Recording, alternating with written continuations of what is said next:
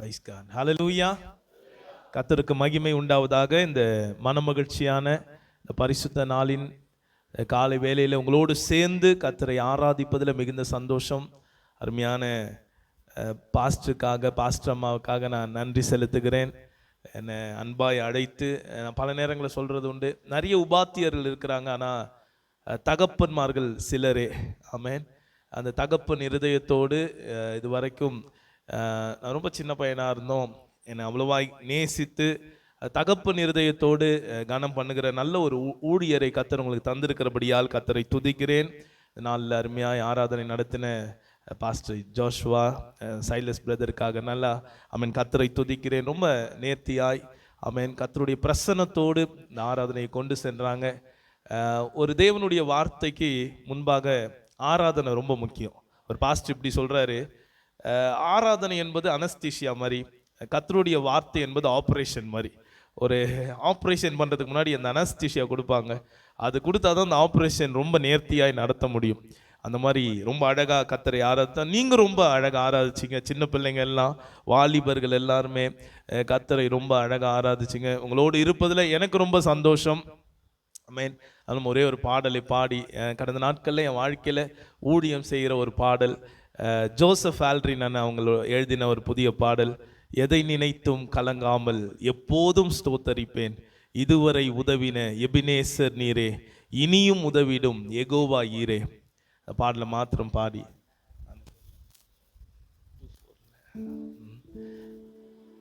எதை நினைத்தும் கலங்காமல் நான் எப்போதும் ஸ்தோத்தரிப்பேன். சொல்லுவோமா?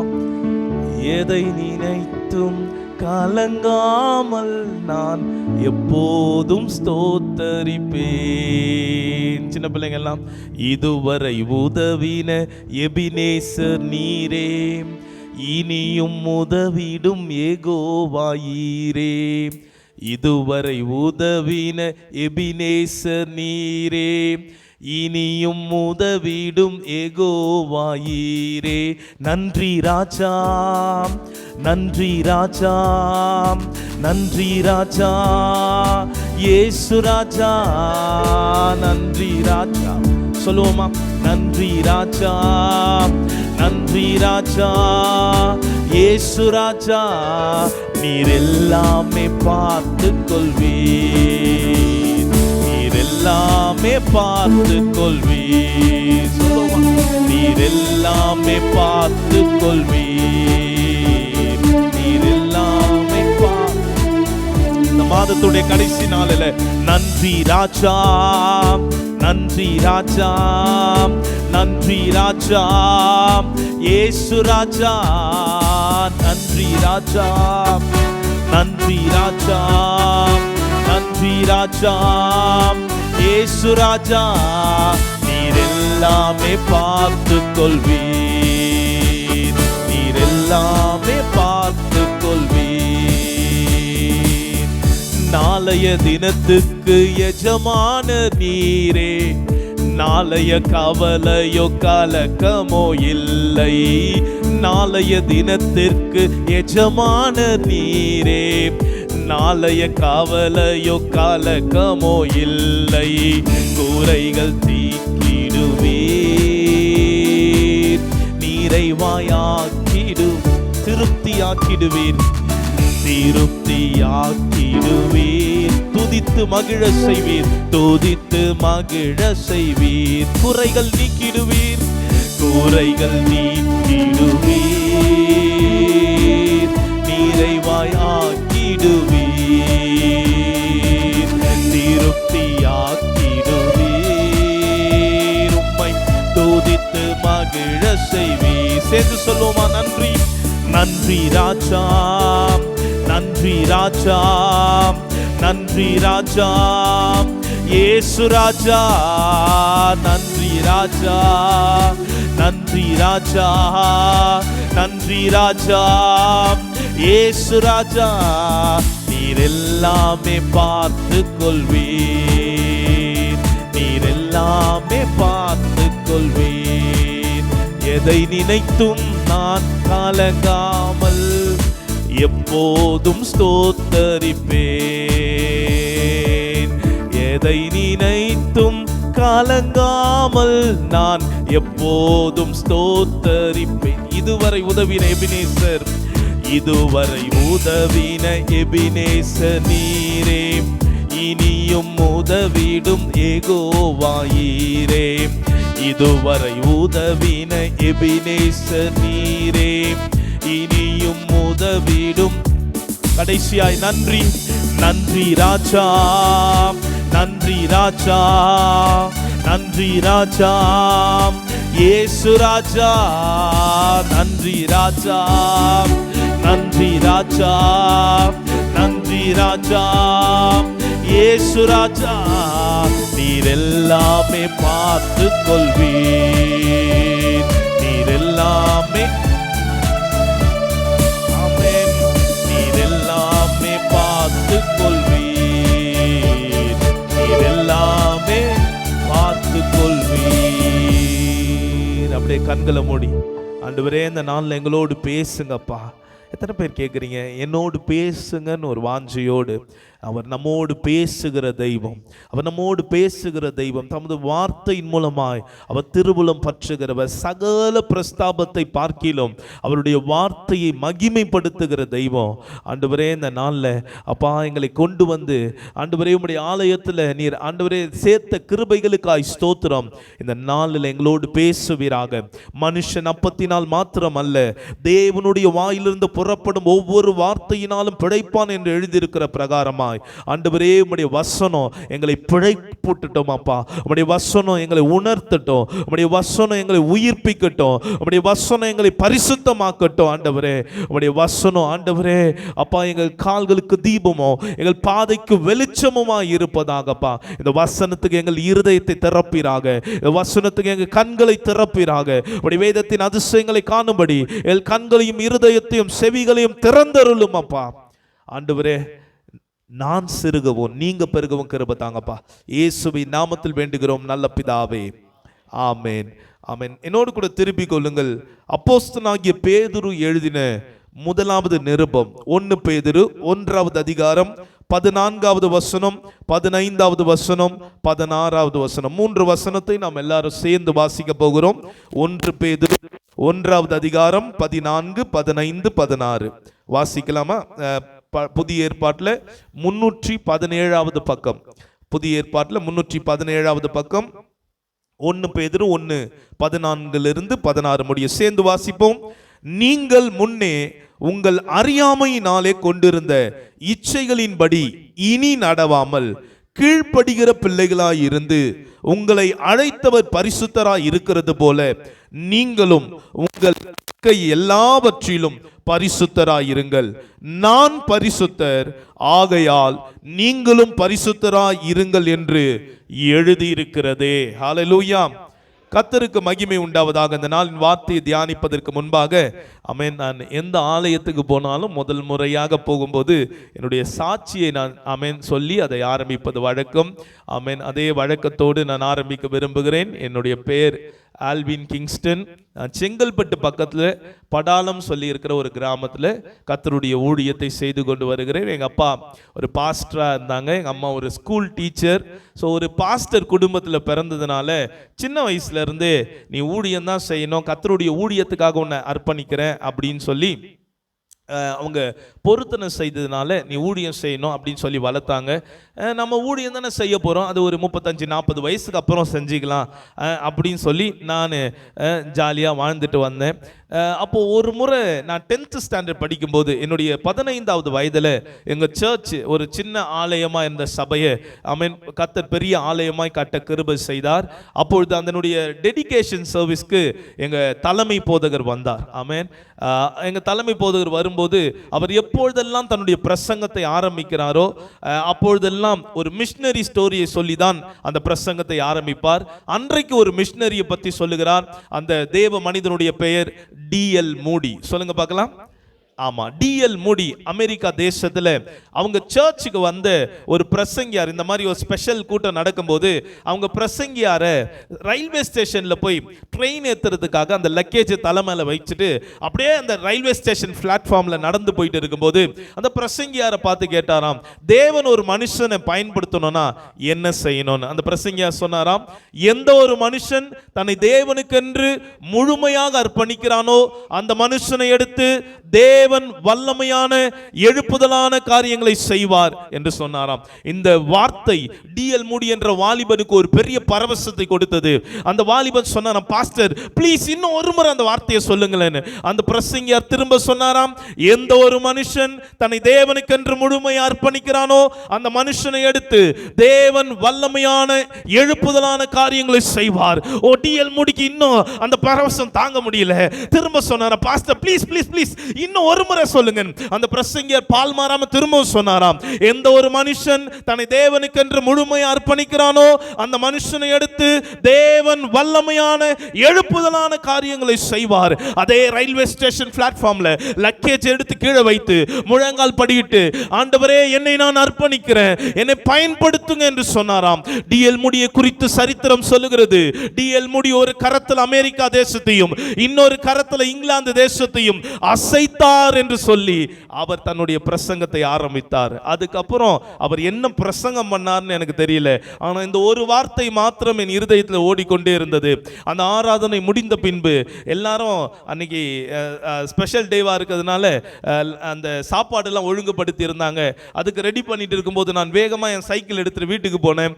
வீட்டுக்கு போனா வீட்டு சாவியில் பூட்டிட்டு இருந்துச்சு. வேகமா மாடி மேலே ஏறினேன். மொட்டை மாடியில் ஏறி முழங்கால் படிட்டு, ஆண்டவரே என்னை நான் அர்ப்பணிக்கிறேன், என்னை எடுத்து பயன்படுத்துங்க அப்படின்னு சொன்னேன்.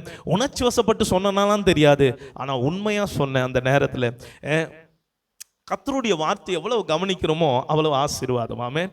அந்த வார்த்தை நம்மளை ஆசீர்வதிக்கிறது போல வேற எதுவுமே ஆசீர்வதிக்காது. என்னால் மறக்க முடியாத ஒரு நாள், எங்கள் தலைமை போதர் அவரும் 2012 அவங்க கர்த்தருடைய ராஜ்யத்தில் பிரவேசித்தாங்க. பால் மோசஸ் டேனியல் ஐயா, அவங்க கிட்ட நான் சின்ன வயதில் இது மாதிரி இருக்கும்போது, பாஸ்டர் எனக்கு ஒரு வசனத்தை எழுதித்தாங்க, என்னை குறித்து ஒரு வசனத்தை எழுதித்தாங்க அப்படின்னு சொல்லும்போது நான் ஒரு டைரியை கொடுத்து கிட்ட எழுதி இன்னும் அதை வச்சிருக்கேன். அவர் இப்படி எழுதினார், தாவீது நாளுக்கு நாள் விருத்தி அடைந்தான், சேனைகளின் கர்த்தர் அவரோடு இருந்தார். ஆமென் ஆமென். பல வருடங்களுக்கு திரும்ப பாஸ்டர் மூலமாக கர்த்தர் அந்த வார்த்தையை உறுதிப்படுத்தின போது திரும்பவும் ஆமென், தேவன் வாக்கு மாறாதவர். ஹல்லேலூயா. அவர் பொய் சொல்ல மனிதன் அல்ல, மனமாற மனுபுத்திரனும் அல்ல. அவர் சொல்லியும் செய்யாதிருப்பார், அவர் வசனித்தும் நிறைவேறாது இருக்குமோ. ஹல்லேலூயா. அவர் நான் மாறாதவர். ஒரு தரம் சொன்னதை இன்னொரு முறை நான் மாற்றுவதில்லைன்னு கர்த்தர் சொல்றாரு. ஹல்லேலூயா. ஆமென். இந்த நாள் அந்த வார்த்தைக்காக ரொம்ப தேங்க்ஸ் பாஸ்டர். அப்பொழுது நான் இதை அர்ப்பணிச்சிட்டேன். நான் 11th 12th முடிச்சுட்டு என்னுடைய யூஜிக்காக நான் என் காலேஜில் போய் சேரும்போது எங்கள் கிளாஸில் மோஸ்ட்லி பாஸ்டர்ஸ் எவாஞ்சலிஸ்ட் பிள்ளைங்க தான் வந்து சேர்ந்தாங்க. அப்போது எங்கள் கிளாஸில் இருக்கிற எல்லா பிள்ளைங்களும் எப்படியோ யாராவது ஒரு பாஸ்டர் பிள்ளையாக இருப்பான், இல்லைன்னா எவாஞ்சலிஸ்ட் பிள்ளையாக இருப்பான், ஏதோ ஒரு ஊழியத்தை செய்கிற அல்லது ஒரு மிஷினரி ஊழியர் செய்கிற மிஷினருடைய பிள்ளையாக இருப்பான். மோஸ்ட்லி 90% அப்படி தான் இருந்தாங்க பாருங்கள். அதற்காக கர்த்தரை துதிக்கிறேன். அப்போது 2008வது வருஷம் ஒரு ஜான்வரி 26 ரிப்பப்ளிக் டேல இந்தியாவுடைய குடியரசு தினம் அன்னைக்கு, அது ஒரு சாட்டர்டேவாக வந்துச்சு. அதனால நாங்கள் என்ன பண்ணோம்னா எல்லாரும் சேர்ந்து எங்கள் ஃப்ரெண்ட் ஒருத்தனுடைய கிராமத்தில் போய் சுவிசேஷ ஊழியம் செய்யலாம். காஞ்சிபுரம் சொல்லிட்டு அங்கே இருக்கிற ஒரு கிராமத்தில், அந்த காஞ்சிபுரம் பக்கத்தில் இருக்கிற ஒரு கிராமத்தில் போய் சுவிசேஷ ஊழியம் செய்யலான்னு பிளான் பண்ணோம். அது ரொம்ப குக்கிராமம், அந்த கிராமத்துக்கு பஸ் வசதி கூட இல்லை. ஸோ முந்தின நாள் வெள்ளிக்கிழமையே நம்ம போய் அந்த கிராமத்தில் தங்கிடுவோம்னு சொல்லி நாங்கள் புறப்பட்டு போனோம். எங்கள் தகப்பனார் எனக்கு ஜெபம் பண்ணி அனுப்பினாங்க. நாங்கள் போயிட்டு அங்கே ஒரு சின்ன ஆலயம், அந்த ஆலயத்தில் தங்கிட்டு மறுநாள் சனிக்கிழமை 26ஆம் தேதி, ஸோ கவர்மெண்ட் ஹாலிடே பாருங்கள், நாங்கள் டீமாக சேர்ந்து கிட்டத்தட்ட அங்கே சுற்றி இருக்கிற ஒரு 3 கிராமத்தில் காலையிலேருந்து சாயந்தரம் வரைக்கும் என்னுடைய முதல் பிரசங்கம்னு சொல்ல முடியாது, முதல் சுவிசேஷத்தை அங்கே தான் நான் அறிவித்தேன். அந்த மாதிரி நாடகத்தை போட்டு பாட்டு பாடி டான்ஸ் ஆடி ஏதாவது ஒரு சுவிசேஷத்தை அப்படி ட்ராக்ஸ் எல்லாம் கொடுத்து முடிச்சுட்டு சாயந்தரம் ஒரு 6 மணிக்கு அந்த சர்ச்சுக்கு வந்து நாங்கள் எல்லாம் கிளம்பி திரும்ப பேக் எடுத்து வீட்டுக்கு கிளம்பலான்னு சொல்லும்போது அப்போது ஒரு பழைய மொபைல் ஒன்று, அந்த 1100 பழைய ஆட்களுக்கு தெரியும் அந்த மொபைல், நான் ஒன்று வைத்திருந்தேன். அப்போ எடுத்து பார்த்தா எங்கள் அப்பா கிட்ட இருந்து நிறைய மிஸ் கால்ஸ் இருந்துச்சு. எப்போயுமே அப்படி பண்ண மாட்டார். ஏன் இவ்வளோ கால் வந்திருக்கு அப்படின்னு சொல்லி எடுத்து பேச ஆரம்பித்தேன். எங்கள் அப்பா எடுத்தார். எப்படிப்பா மினிஸ்ட்ரிலாம் எப்படி இருந்துச்சுன்னு கேட்டார். நல்லா இருந்துச்சுப்பா, இப்போ தான் முடிச்சிட்டேன், செங்கல்பட்டுக்கு பஸ் ஏற போகிறேன் அப்படின்னு சொன்னேன். உடனே அவர் சொன்னார், எனக்கு கொஞ்சம் டயர்டாக இருக்குது, அதனால் ட்ரிப் ஏற்றுறதுக்காக நான் மதுராந்தகம் வரைக்கும் ஒரு கிளினிக் வந்திருக்கேன் அப்படின்னு சொன்னார். சரி, நான் ஸ்ட்ரெயிட்டாக அப்போ அந்த ஹாஸ்பிட்டல் வந்துட்டோமான்னு கேட்டேன். இல்லை நாளைக்கு ஞாயிற்றுக்கிழமை, அது மறுநாள் ஞாயிற்றுக்கிழமையாக இருந்தபடினால நாளைக்கு சர்ச் இருக்குது, நீ வீட்டுக்கு வந்துடு அப்படின்னு சொன்னார்.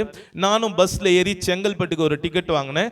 வாங்கி ஒரு 5 நிமிஷம் தான் இருக்கும், திரும்ப எங்கள் அப்பா கிட்ட இருந்து ஃபோன் வந்துச்சு. நானும் எடுத்து கேஷுவலாக சொல்லுங்கப்பா அப்படின்னு சொன்னேன். பார்த்தா எங்கள் அப்பா பேசல, எங்கள் சித்தப்பா பையன் பேசினா, எங்கே இருக்க சீக்கிரவா, பெரியப்பா ஹார்ட் அட்டாக்ல இறந்துட்டாரு அப்படின்னு சொன்னான். 5 நிமிஷத்துக்கு முன்னாடி தான் எங்கள் அப்பா கிட்ட பேசினேன். அடுத்த 5வது நிமிஷம் எங்கள் அப்பா இறந்துட்டார்னு ஒரு செய்தி. என்னால் தாங்க முடியல. இன்னைக்கு எனக்கு ஞாபகம் இருக்கு, அந்த பஸ்ஸில் நான் அழுதுட்டு வந்தது. பக்கத்தில் இருக்க பேசஞ்சர்ஸ்லாம் கேட்குறாங்க, என்னாச்சு, ஏன் அழுற, என்னாச்சு தம்பி அப்படின்னு கேட்குறாங்க. எங்கள் அப்பா இறந்துட்டார்னு சொல்கிறது கூட எனக்கு வார்த்தை வரல. நான் சொன்னல, எங்கள் அம்மா ஒரு ஸ்கூல் டீச்சர்னு, அவங்களுக்கு ஸ்கூல் டீச்சர் தான் பேர். ஒரு ஃபோன் பேச தெரியாது, ஒரு கடைக்கு போனதில்லை. அவங்க போவாங்க, பாடம் எடுப்பாங்க, திரும்ப வீட்டுக்கு வருவாங்க. இது மாத்திரம்தான் அவங்களுக்கு தெரியும். எங்கள் அக்காவுக்கு திருமணம் ஆகாத ஒரு அக்கா. அந்த டைமில் எங்கள் அக்கா கல்யாணம் ஆகலை. அப்போ எங்கள் சர்ச்சில் 600 விசுவாசிகள் கிட்ட இருந்தாங்க. 600 விசுவாசிகள் மொத்தமாக 4 கிளை சபைகள். இதெல்லாம் இப்போது எப்படி இதெல்லாம் நடத்துவோம்? நல்லா யோசிச்சு பாருங்க. இந்த நிற்கிற பஸ்ஸில் என்ன பண்ணிடலாம், ஏறிடலாம். ஆல்ரெடி ரன்னிங்காக இருக்கிற பஸ்ஸில் ஏறுறது ரொம்ப கஷ்டம். கொஞ்சம் பிசகனாலும் ரொம்ப அடி விழும் பாருங்க. அந்த மாதிரி ஒரு ஊழியத்தை ஆரம்பிக்கிறது ஈஸி. ஆனால் ஏற்கனவே ஒரு ஊழியம் செய்து கொண்டிருக்கிற ஒரு எக்ஸ்பீரியன்ஸாக, ஒரு பல வருஷம் ஊழியம் செய்து இருக்கிறவருடைய ஊழியத்தை ஒரு நாள் கூட அனுபவம் இல்லாத, எங்கள் அப்பா இருக்கிற வரைக்கும் எங்கள் சர்ச்சில் ஒரு மேனுவல் ட்ரம் இருக்கும், அந்த ட்ரம்மு தான் வாசிச்சுட்டு இருப்பேன். எனக்கு தெரிஞ்சு எங்கள் அப்பா இருக்கிற வரைக்கும் நான் ஒரே ஒரு முறை காணிக்கை பாட்டு பாடியிருக்கேன், அதுவும் தப்பா பாடியிருக்கேன். எந்த ஊழியமும் எனக்கு செய்ததில்லை. இப்படிலாம் நடக்கும் நான் யோசிச்சும் பார்க்கல. இப்போ எப்படி இந்த ஊழியத்தை நடத்துவோம்? என் எதிர்காலமே ஒரு பெரிய கேள்விக்குறியா. எனக்கு முன்னால எதிர்காலமே இருண்டதா இருந்துச்சு. நான் வீட்டுக்கு வரும்போது எங்கள் தகப்பனாரை ஒரு ஃப்ரீசர் பாக்ஸில் வைத்து இருந்தாங்க. மறுநாள் ஃபியூனரல் சர்வீஸ்லாம் முடித்த உடனே எங்கள் பெரிய பாஸ்டர் என்கிட்ட வந்து சொன்னார், தம்பி இனிமேல் நீங்கள் தான் ஊழியத்தை நடத்தணும். என்னது, நான் ஊழியத்தை நடத்தணுமா? எங்கள் பாஸ்டர்கிட்ட சொன்னேன், இல்லை பாஸ்டர், நான் சின்ன பையனாக இருக்கேன், நான் நடத்த மாட்டேன் அப்படின்னு சொன்னேன். உடனே பாஸ்டர் சொன்னார், இல்லை தம்பி நீங்கள் தான் நடத்தணும், போங்க அப்படின்னு சொல்லி அனுப்பிட்டாரு. ஒன்றும் தெரியாது, பாட்டு பாட தெரியாது, பிரசங்கம் பண்ண தெரியாது. ஈவன் ஒரு 5 பேருக்கு முன்னாடி நின்றுட்டா கால்லாம் நடுங்க ஆரம்பிச்சிடும். இந்த மாதிரிலாம் இருக்கிற சிச்சுவேஷனில் எதுவுமே தெரியாது. யாராவது வந்து சொல்லுவாங்க, தம்பி ஒரு பர்த்டே ஃபங்க்ஷன் வந்து ஜெபம் பண்ணுங்க அப்படின்னு சொல்லுவாங்க. நான் சொல்லுவேன், நான் சின்ன பையனாக இருக்கேன், நான் வரல, வேற யாரையாவது அனுப்பிச்சி விட்டுருவேன். நான் இப்போ காலேஜ் 2nd இயர் படித்து கொண்டு இருந்தேன்.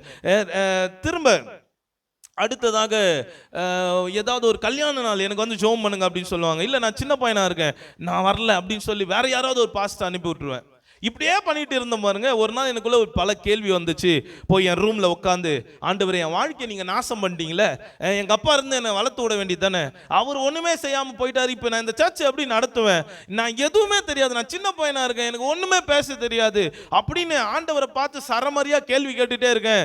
அந்த டைம்ல தான் ஏதோ ஒரு பிரசங்கியார் இந்த மாதிரி சர்ச்சுக்கு வரும்போது பேசின வார்த்தை எனக்கு ஞாபகம் வருது.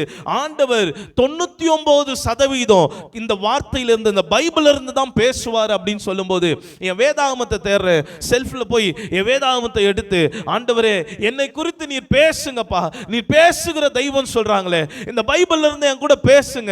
அது வரைக்கும் பாஸ்டர் பையன் தான். பைபிளை திறந்து எதெல்லாம் சின்ன அதிகாரமோ 117வது அதிகாரம், 21, 121, 23 சங்கீதம், எந்த சங்கீதம்லாம் சின்ன சின்னதா இருக்கோ அதை மாத்திரம் கடமைக்குன்னு வாசிச்சுட்டு போகிற ஆளு முதல் முறையா என் கூட பேசுங்க ஆண்டவரேன்னு சொல்லி இந்த பைபிளை திறந்தா எரேமியா 1வது அதிகாரம் 6வது வசனம் அப்படி மேல வருது.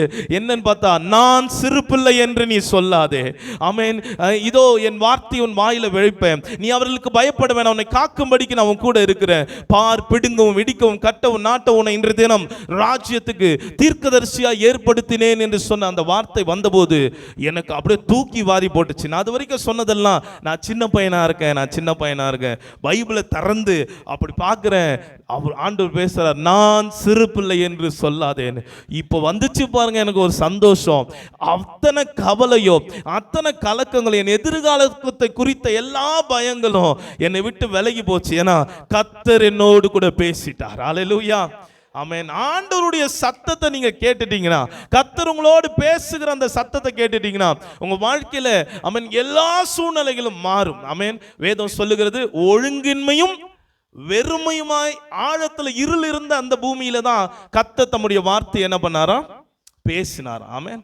ஒண்ணுமே இல்லாத சூழ்நிலையில, ஆமென், பாருங்க, ஒண்ணுமே இல்லாத சூழ்நிலையில கர்த்தர் பேசினார். அவர் பேச பேச எல்லாம் மாறினது, எல்லாம் உருவாறினது. அல்லேலூயா, ஆமென். அப்படி கர்த்தருடைய வார்த்தை ஆமென் அந்த நேரத்தில் என் வாழ்க்கையில இருந்த எல்லா பயத்தை நீக்கி போட்டுச்சு. எனக்கு இப்போ ஒரு பெரிய தைரியம் வந்துடுச்சு. அப்படியே கர்த்தருடைய ஊழியத்தை செய்ய ஆரம்பித்தேன். என்னதான் போயிட்டு சர்ச்சில் பிரசங்கம் பண்ணிடலாம், ஆராதனை நடத்திடலாம், இப்படிலாம் நாங்கள் கிராமத்தில் ஊழியம் செய்கிறோம் பாருங்க. திடீர்னு ஏதாவது பிசாசு பிடிச்சி ஆட்கள் என்ன பண்ணிடுவாங்க, கொண்டு வந்துடுவாங்க.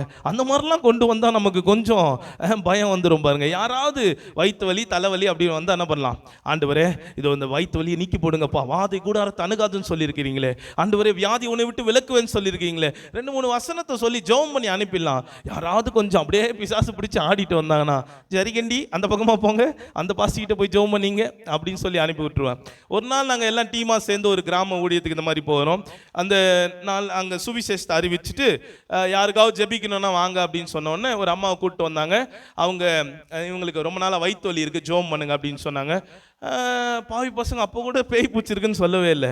வயிற்று வலி தானே, நம்ம ஜெபம் பண்ணலாம்னு சொல்லி தலையில, ஆண்டவரே இந்த வயிற்று வலி நீக்குங்கப்பா, இவங்களுக்கு சுகத்தை தாங்கன்னு சொல்லிட்டே இருக்க அந்த அம்மா கத்துச்சு பாருங்க. ஆமா, நான் யோசிக்கவே இல்லை. அது கத்ததுல நான் கத்த, பேய் சத்தத்தை விட என் சத்தம் அதிகமாக பேய் இப்போ மயங்கி விழுந்துச்சு. இப்போ நமக்கு கொஞ்சம் தைரியம் வந்துருச்சு. எத்தனை பேர் இந்த டிஸ்கவரி சேனல்லாம் பார்த்துருக்கீங்க? இந்த டிஸ்கவரி சேனலில் இந்த சிங்கம் ஒரு இறையை கொண்டு வந்து தன் குட்டிகளுக்கு போடும்போது, ஒரு மானையோ வரிகுதிரையோ காட்டெருமையோ எதையோ கொண்டு வந்து போடும்போது பாதி உயிரோட போட்டுருமா. ஏன்னா அந்த குட்டிங்க வேட்டையாட பழகணும்னு சொல்லி. ஆமென். இந்த ஊழியத்துக்கு வரும்போது ஒன்றுமே தெரியாமல் வந்தேன், அதுக்காக ரொம்ப கஷ்டப்பட்டேன். ஆனால் இன்னைக்கு ரொம்ப சந்தோஷப்படுறேன். ஏன்னா ஒவ்வொரு அடியிலும் தேவன் ஆமென் யூத ராஜ சிங்கமாக இருந்து கர்த்தர் ஒவ்வொரு காரியத்திலும் கற்றுக் கொடுத்தார். அல்லேலூயா. அன்றிலிருந்து இன்றைக்கு வரைக்கும் கர்த்தர் கிருபையாய் ஆமென் எங்கள் சபையை ஆசீர்வதித்து ஆமென் அநேக ஆத்துமாக்களை தந்து, அநேக கிளை சபைகளை தந்து ஆமென் ஆசீர்வதித்து நடத்துகிறார். ஆமென். வட இந்தியாவிலும் யூபியிலும் ஆமென் நாங்கள் ஊழியம் செய்து கொண்டிருக்கிறோம். பீகாரில் கடந்த ஆகஸ்ட் மாதம் ஒரு சின்ன ஸ்கூல் ஒன்று ஸ்டார்ட் பண்ணியிருக்கிறோம். கர்த்தருடைய கிருபையினால கர்த்தர் இம்மட்டுமா நடத்தி கொண்டு ரொம்ப வருஷத்துக்கு அப்புறம், கிட்டத்தட்ட 2008க்கு அப்புறம் ஒரு 10-15 வருஷம் கழிச்சு அப்போதான், இப்போ லேட்டஸ்ட்டாக ஒரு சில வருடங்களுக்கு முன்பாக தான் ஆண்டவர் ஆமென் எனக்கு உணர்த்தினார், எங்கள் அப்பாவுடைய ஊழியம் முடியுது, என் ஊழியம் ஸ்டார்ட் ஆகுது. கர்த்தர் எல்லாத்தையும் நேர்த்தியாக தான் செய்கிறார். நாம தான் சில நேரத்தில் புரிந்து கொள்ளவே முடியாது. ஏன் ஆண்டவர் இது என் வாழ்க்கையில் நடந்துச்சு, ஏன் இந்த இழப்பு, ஏன் இந்த நஷ்டம், ஏன் இந்த கஷ்டம். ஆனால் கர்த்தர் எல்லா சூழ்நிலைகளிலும் நம் உடனிருந்து நம்மை நடத்த அவர் போதுமானவராயிருக்கிறார். அல்லேலூயா. ஆமாம். இப்பொழுது நம் வசனத்துக்கு நேராய் நம்முடைய இருதயங்களை திறப்புவோம். ஆமென். 1 பேதுரு 1வது அதிகாரம் 14, 15, 16 திரும்ப நம்ம எல்லாரும் சேர்ந்து வாசிக்கலாம். நீங்கள் முன்னே உங்கள் அறியாமையினாலே கொண்டிருந்த இச்சைகளின்படி இனி நடவாமல் கீழ்ப்படுகிற பிள்ளைகளாய் இருந்து உங்களை அழைத்தவர் பரிசுத்தராய் இருக்கிறது போல நீங்களும் உங்கள் நடக்கைகள் எல்லாவற்றிலும் பரிசுத்தராய் இருங்கள். நான் பரிசுத்தர், ஆகையால் நீங்களும் பரிசுத்தராய் இருங்கள் என்று எழுதி இருக்கிறது. எனக்கு அன்பான தேவ சபையே, நாம் புரிந்து கொள்ள வேண்டிய ஒரு அழகான காரியம் என்னன்னா, ஆண்டவர் நம்மை ஆண்டவர் என்ன பரிசுத்தமாக்கும் கேட்கக்கூடாது, நாம தான் பரிசுத்தமா வாழணும். அல்லேலூயா. ஆமா. சில பேர் சில விசுவாசிங்க ஜப குறிப்புன்னு ஒரு ஜப குறிப்பு சொல்லுவாங்க. எங்க சர்ச்சில் சொல்லுவாங்க. ஒரு அம்மா சொல்லும், பாஸ்டர் நான் நல்லா ஜெபிக்கணும், அதுக்காக என்ன பண்ணுங்க, ஜெபிங்க. நீ நல்லா ஜெபிக்கணும்னா நீ தானே பண்ணணும், ஜெபிக்கணும். ஆமாம். இவங்க யோசித்து பாருங்களேன், பாஸ்டர் நான் நல்லா சாப்பிடணும் அதனால் நீங்கள் சாப்பிடுங்கன்னு சொன்னால் எப்படி இருக்கும்? அது நான் ஒரு கரெக்டான மீனிங்கே இல்லைல்ல.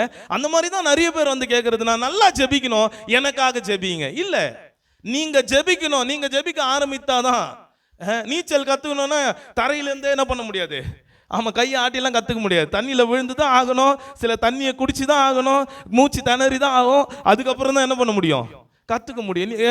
நீங்க நீச்சல் கத்துக்கிறவங்கள போய் பாருங்க, ஒன்றும் இல்லை, நீங்க இந்த காலை ஆட்டுங்களேன், அப்படியே நீங்க மிதப்பீங்கன்னு சொன்னா நம்ம காலை ஆட்டும் போது தண்ணி உள்ள எடுத்துன்னு போவோம். அப்போ என்னன்னா அது பிராக்டிஸ் பண்ண தான் என்ன ஆகும், வரும். அப்போ ஆண்டவரே என்னை பரிசுத்தமாக்குங்க பரிசுத்தமாக்குங்க அல்ல, அவர் நம்மை தமது கல்வாரி ரத்தத்தினால் நம்மை சுத்திகரித்து விட்டார். இப்ப நாம தான் இந்த பரிசுத்தத்தை காத்து கொள்ளணும், பரிசுத்தமா வாழணும். இங்க பைபிள் ரொம்ப கிளியரா சொல்லுது, நான் பரிசுத்தர் நீங்களும் பரிசுத்தமாக்குவேன்னு சொல்லல, நீங்களும் பரிசுத்தராய் இருங்கள். ஆமென். உங்கள் நடக்கைகள் எல்லாவற்றிலும், ஏதோ ஒரு காரியத்துல மாத்திரம் அல்ல. பரிசுத்தம் என்பது ஏதோ ஒரு பார்ட்ல மாத்திரம் அல்ல. சில கிழமை மாத்திரம் தான் பரிசுத்தம். ஆமென். சில பேருக்கு அதுவும் முதல் வாரம், ஏன்னா திருவிருந்து இருக்கும், அன்னைக்கு தான் என்னது பரிசுத்தம். ஆமென். சில பேருக்கு அந்த குட் ஃப்ரைடே அந்த நாட்கள்ல அந்த பரிசுத்த வாரம் அன்னைக்கு மாத்திரம் பாருங்க, கறி சாப்பிட மாட்டாங்க, அதை பண்ண மாட்டாங்க, இதை பண்ண மாட்டாங்க, அந்த பரிசுத்த வாரத்தை கனப்படுத்துவாங்க. அதுக்கப்புறம் பரிசுத்தம். அப்படிப்பட்ட ஒரு மாய்மாலமான பரிசுத்தம் அல்ல. நம்முடைய நடக்கைகள் எல்லாவற்றிலும் இந்த டைம்ல டிசம்பர்ல பாருங்க, நம்ம ஆட்கள் நிறைய பேர் வந்து இந்த சபரிமலைக்கு மாலை போடுவாங்க. அவங்கள பார்க்கும்போது அவ்வளவு சூப்பராக இருக்கும். நம்மளை பேர் சொல்லி கூட சொல்ல மாட்டேன், சாமி அங்கே சாமி, அழகா அவ்வளோ பயபக்தியாக பேசுவோம், அவ்வளோ மரியாதையாக இருக்கும். காலையில் எழுந்து குளிச்சு பயபக்தியோடு எல்லாம் செய்வாங்க பாருங்க. வண்டி அந்த அந்த அந்த மாலை அந்த சபரிமலைக்கு போகும்போது அவ்வளவு மரியாதையோடு அவங்க பாத பூஜைலாம் பண்ணி பஸ்ஸில் ஏற்றி அனுப்புவாங்க. பஸ் அழகாக போகும்போதே அப்படியே தெய்வ குழந்தை மாதிரி போவார். வரும்போது அந்த சபரிமலையிலேருந்து வண்டி பாண்டிச்சேரி வழியாக வந்து தானே பண்ணோம். ஆமாம், வரும் பாருங்க.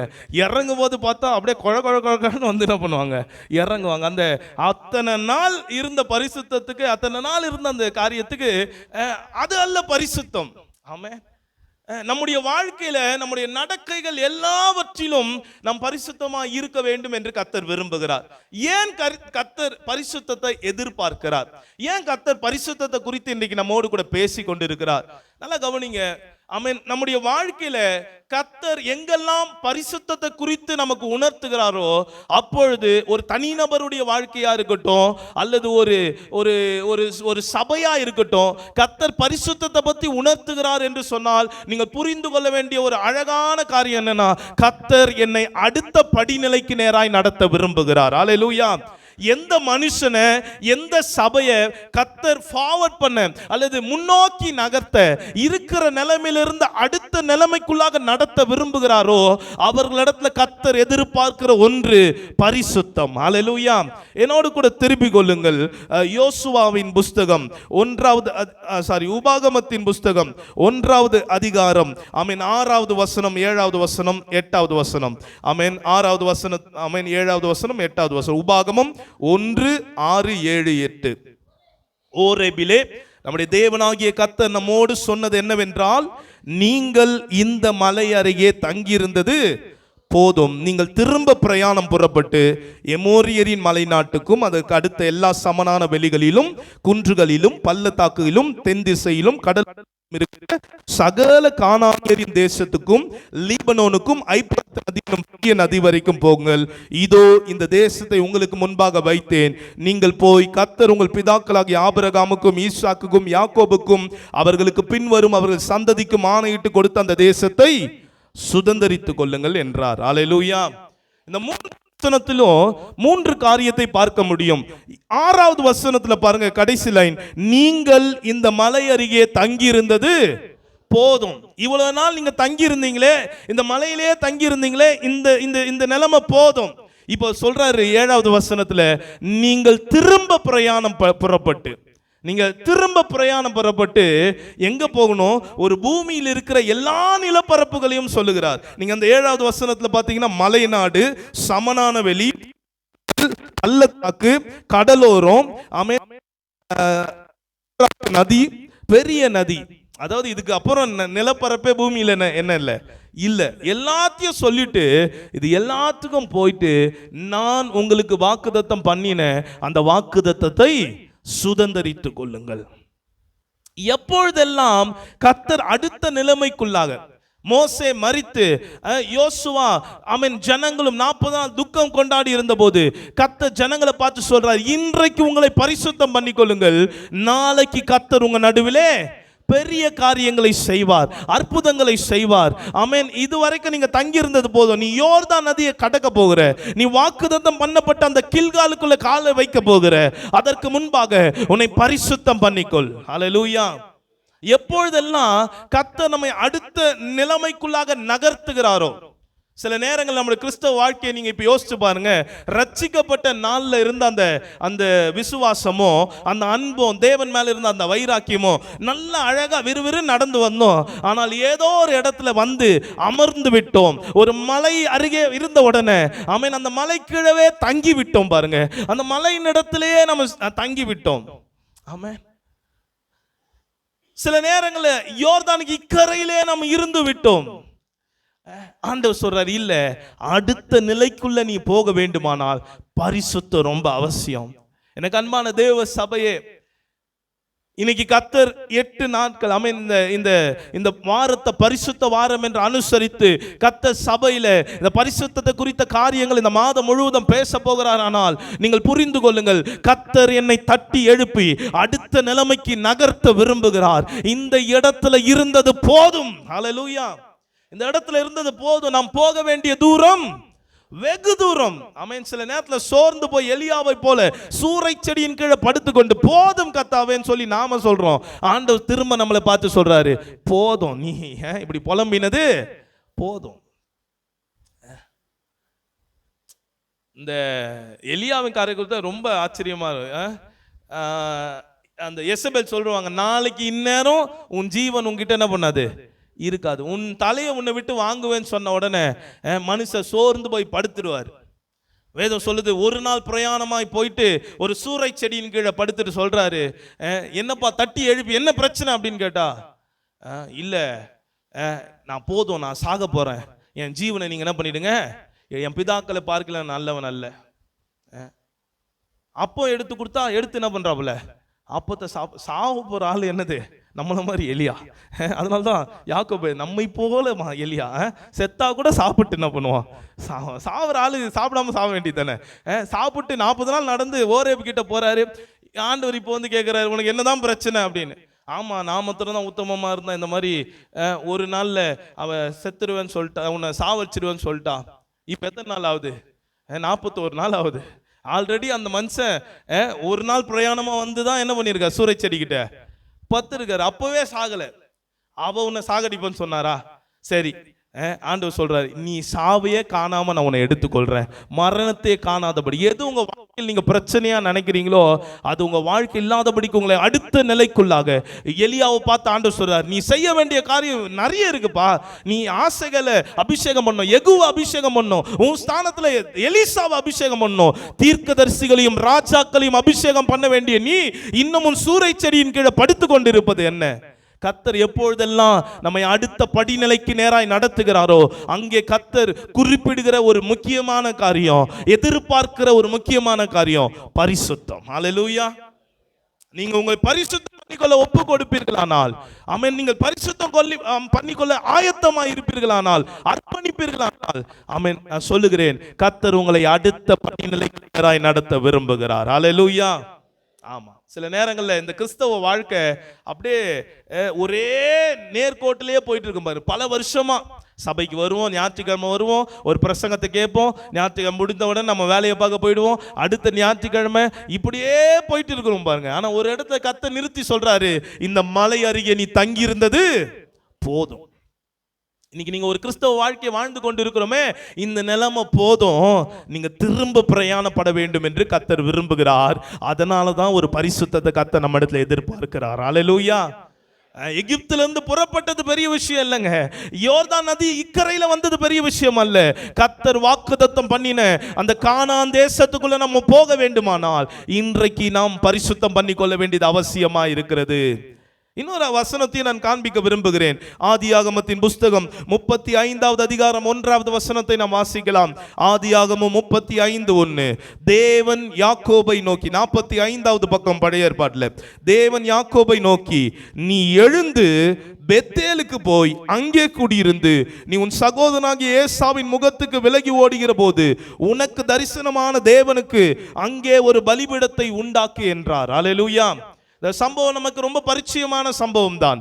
யாக்கோபு தன் தகப்பனை ஏமாற்றி ஆசீர்வாதத்தை பெற்றுக்கொண்ட பிறகு ஏசா ரொம்ப கோவப்பட்டது காரணத்தினால ஈசாக்கு சொல்றாரு, இனிமேல் நீங்க இருக்க வேணாம், நீ உங்க மாமாவாகிய லாபானுடைய வீட்டுக்கு போயிடு. ஆமென். எப்படி அனுப்பினாரா?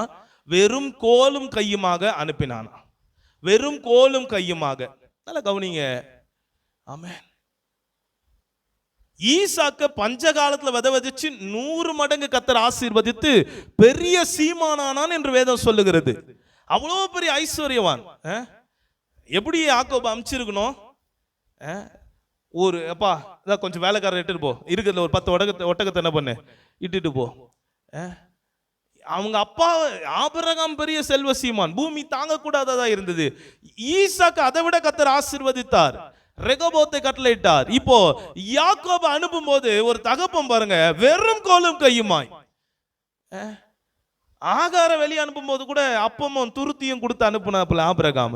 ஆனா சொந்த மகனை அவன் அனுப்பும் போது எதையுமே கொடுக்கல, வெறும் கோலும் கையுமாய் அனுப்புகிறார்.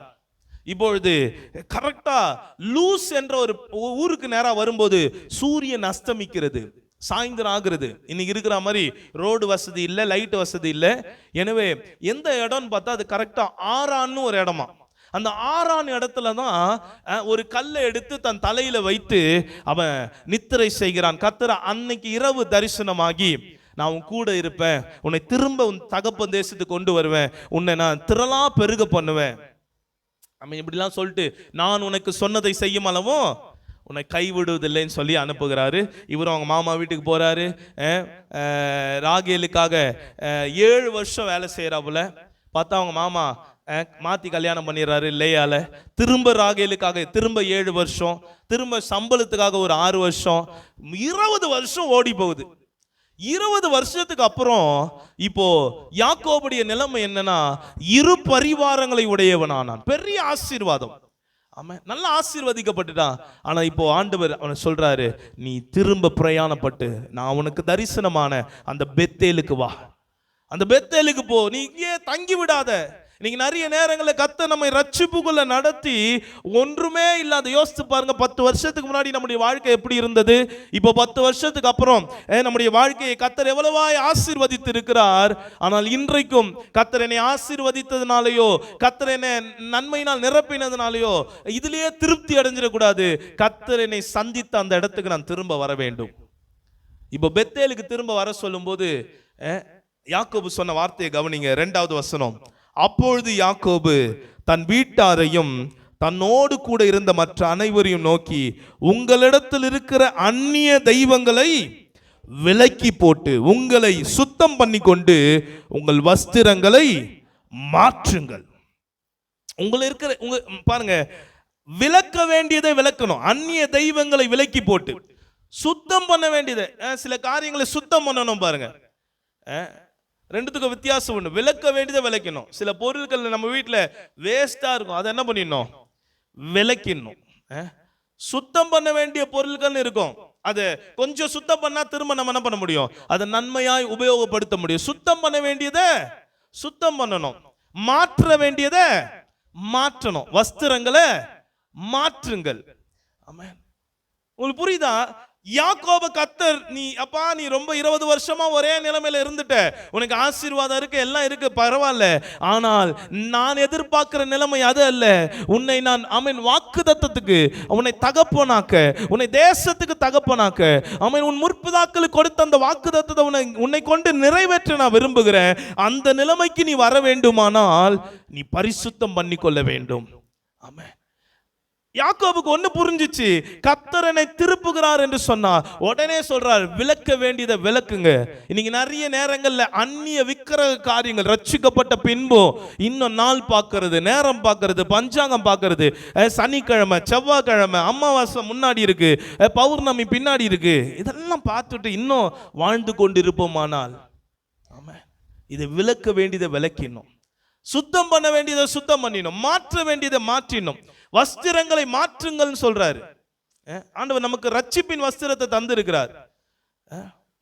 சில பேர் பார்த்துருக்கீங்களா, குளிச்சுட்டு பழைய அழுக்கு வஸ்திரத்தை என்ன பண்ணுவாங்க, போடுவோம். வஸ்திரம் ஒரு தேவ பிள்ளையினுடைய வாழ்க்கையில் ரொம்ப முக்கியம். ஆமாம், ரட்சிப்பின் வஸ்திரத்தோடு இருக்கிறோமா?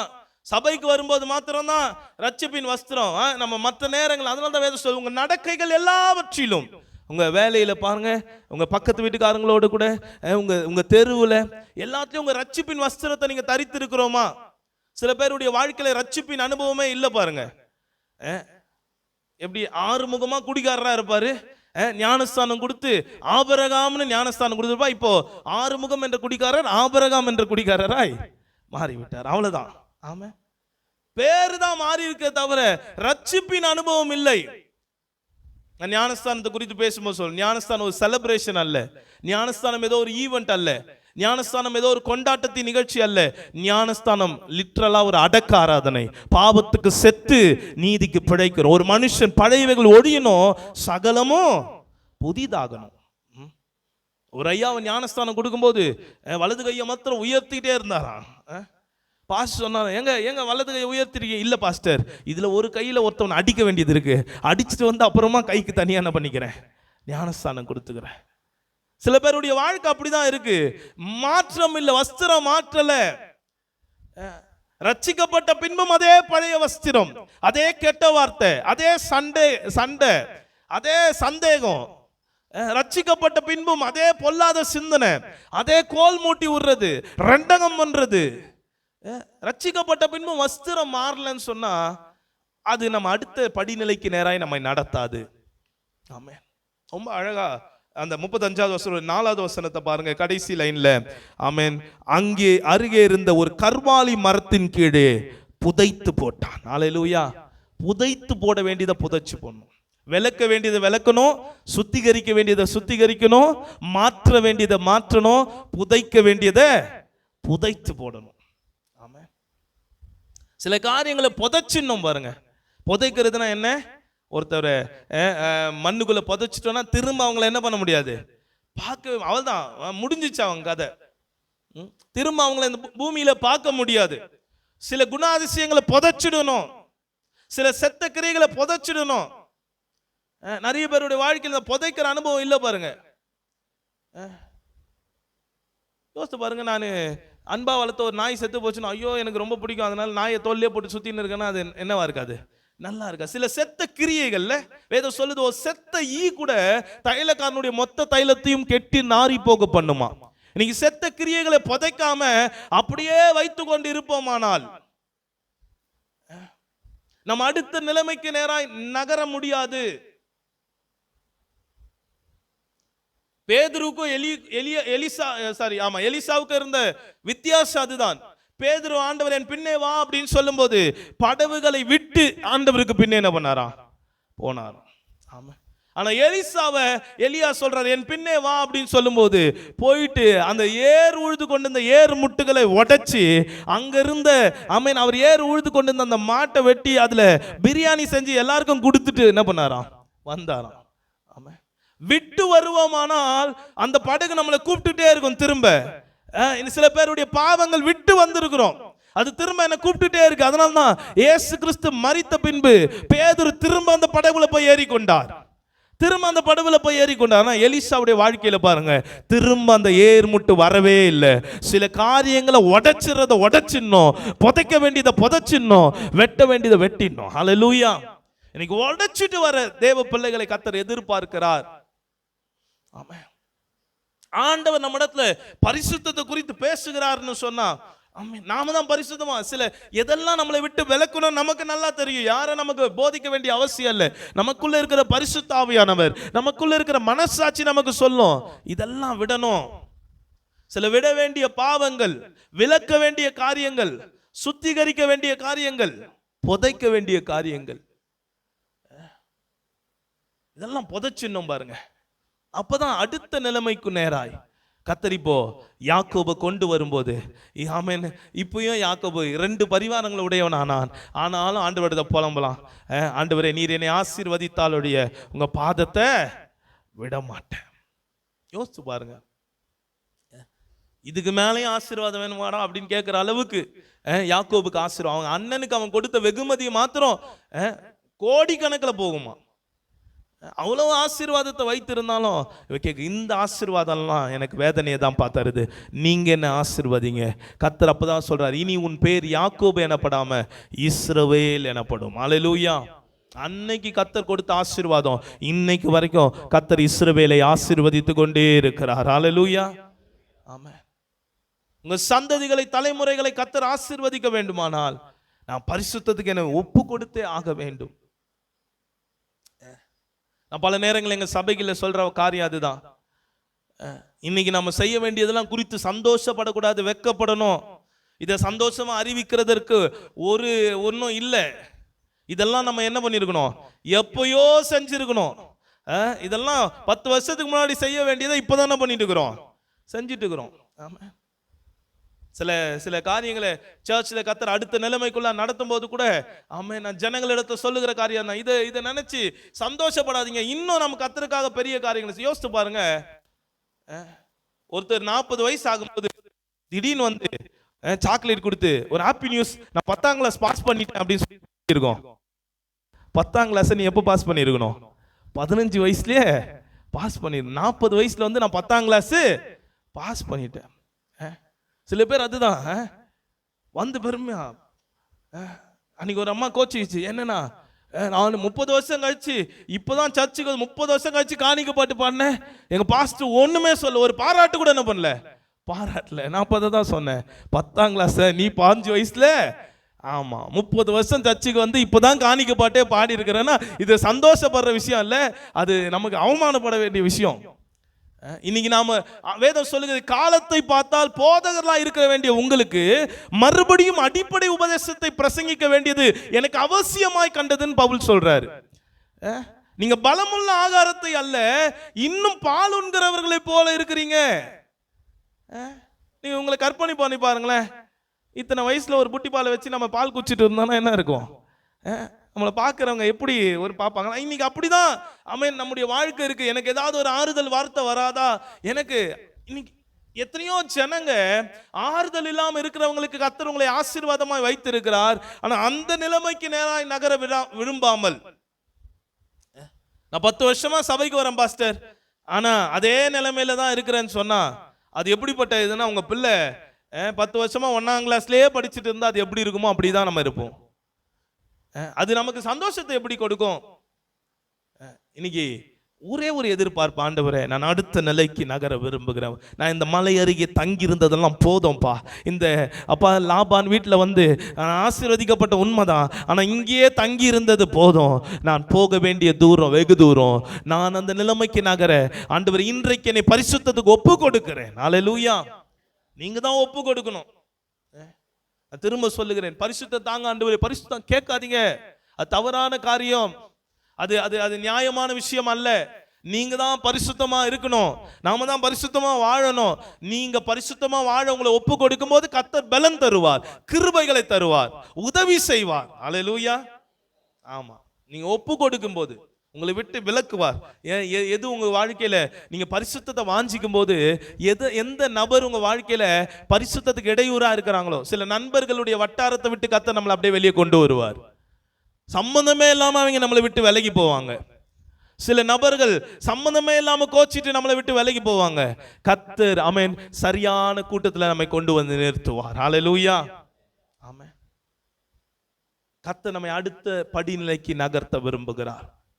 இரண்டாவதான காரியம், கர்த்தர் நம்மை பயன்படுத்த விரும்புகிறார். அல்லேலூயா.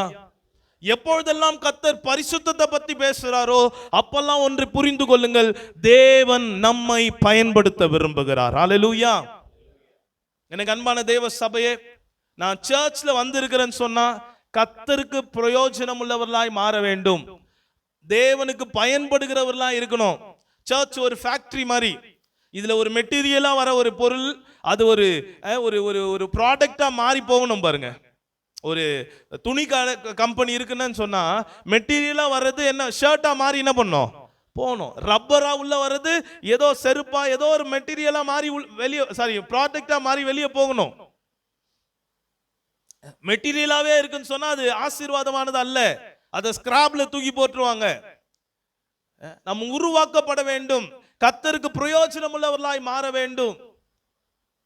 கர்த்தர் நம்ம அதுக்கு தான் பரிசுத்தப்படுத்த விரும்புகிறார்.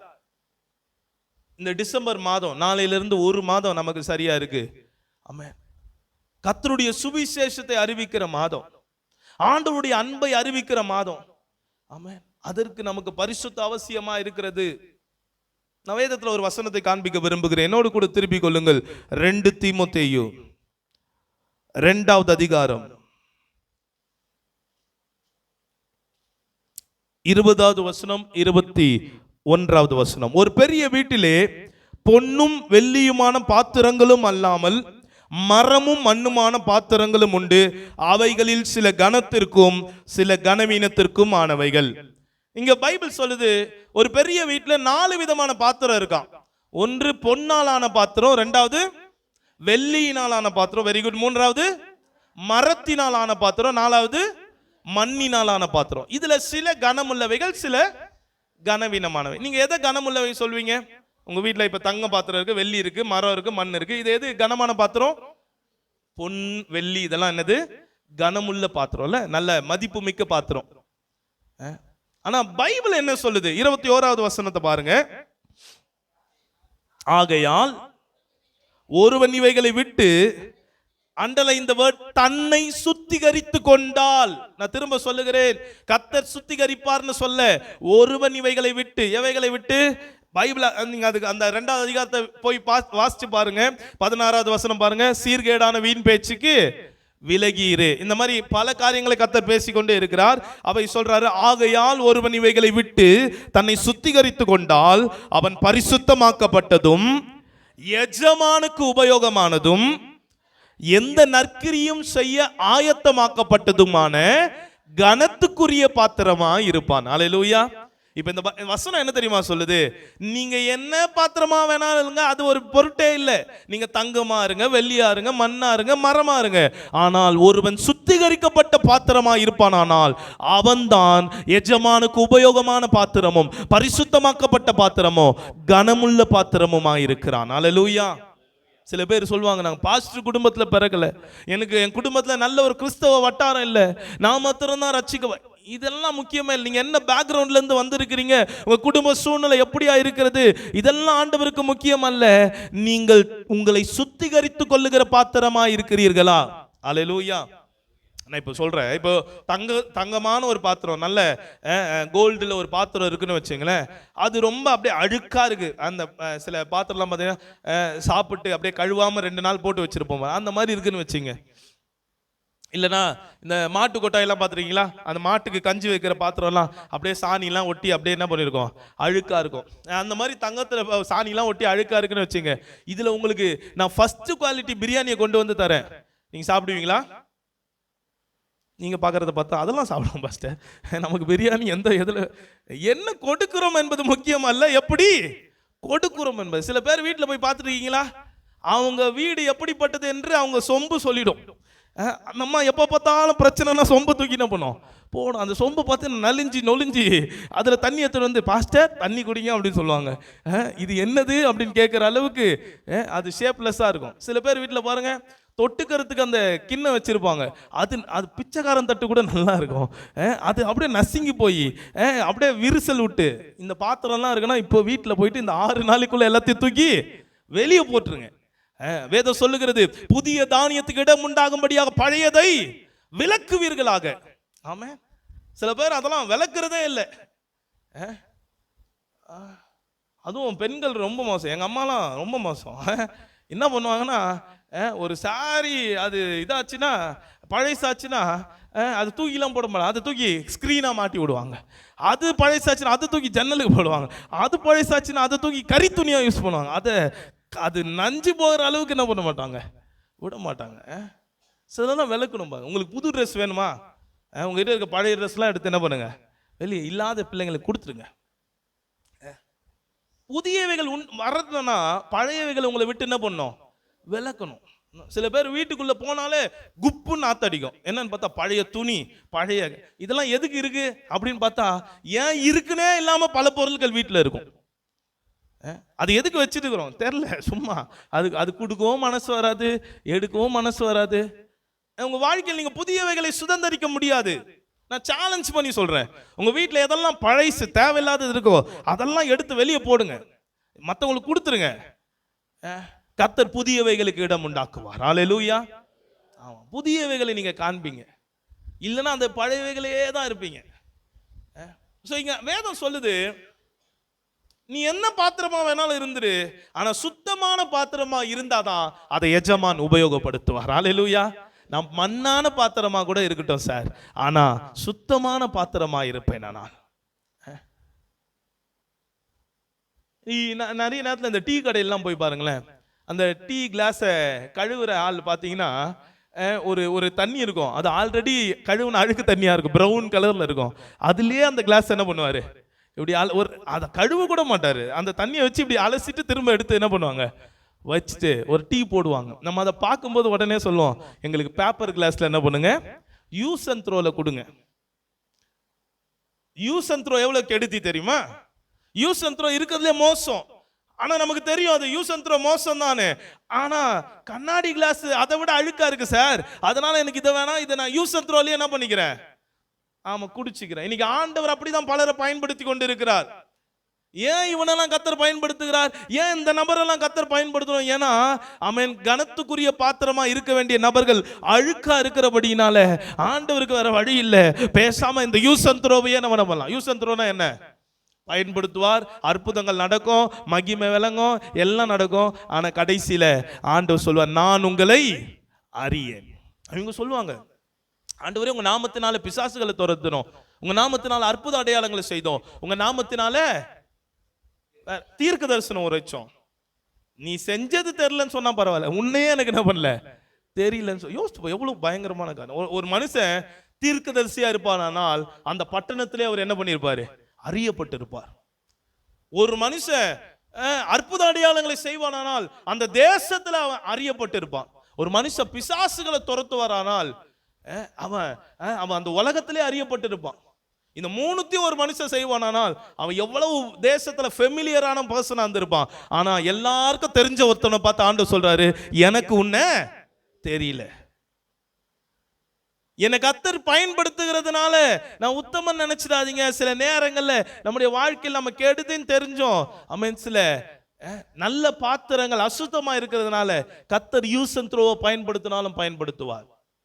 ஆமா, யூஸ் அண்ட் த்ரோனா என்ன, அந்த அந்த அந்த அந்த ஒரு ஒரு ஒரு காலகட்டத்துக்கு பயன்படுத்தி அவள் தான் அட்ரஸே இல்லாம போயிடுவாங்க ஆட்கள். சில விசுவாசிகளை பார்த்துருக்கீங்களா, சில மீட்டிங்ஸ்ல மாத்திரம் வந்து அப்படியே வல்லமையா பயன்படுவாங்க, அந்நிய பாஷையை பேசுவாங்க, அப்படியே அந்த மீட்டிங் போய் அடுத்த வருஷத்துல அவங்க நிலைமை என்னன்னு பார்த்தா, எங்க அந்த விசுவாசியை காணோம், அவ்வளவுதான் பாஸ்டர் அவங்க சர்ச்சுக்கு இப்ப சரியா வரதில்லை, பின்மாற்றத்துல போயிட்டாங்க. நல்லா கவனிங்க, யூஸ் அண்ட் த்ரோ பாத்திரமா நம்ம சபையில இருந்துடக்கூடாது. அல்லேலூயா. சுத்திகரிக்கப்படுகிற பாத்திரமா இருக்கணும். ஆமென். நம்ம வீட்டுல இந்த கல்யாணத்துல போடுற வாழை அந்த கிளாஸ் எல்லாம் அப்ப அந்த ஃபங்க்ஷன் ஈவெண்ட்டுக்கு மட்டும் யூஸ் பண்ணிட்டு என்ன பண்றோம், தூக்கி வெளியே போட்டுருவோம்ல. அது பார்க்க மர தட்டா இருந்தா கூட தூக்கி வெளியே போட்டுருவோம். ஆனா வீட்டில் யூஸ் பண்ற தட்டுன்னு இருக்கு, டம்ளர்னு இருக்கு, அதை எத்தனை முறை யூஸ் பண்ணாலும் யூஸ் பண்ண பிறகு அதை என்ன பண்றோம், வாஷ் பண்றோம். ஆமென். யூஸ் பண்றதுக்கு முன்னாடியும் வாஷ் பண்றோம், யூஸ் பண்ண அப்புறமும் வாஷ் பண்றோம்.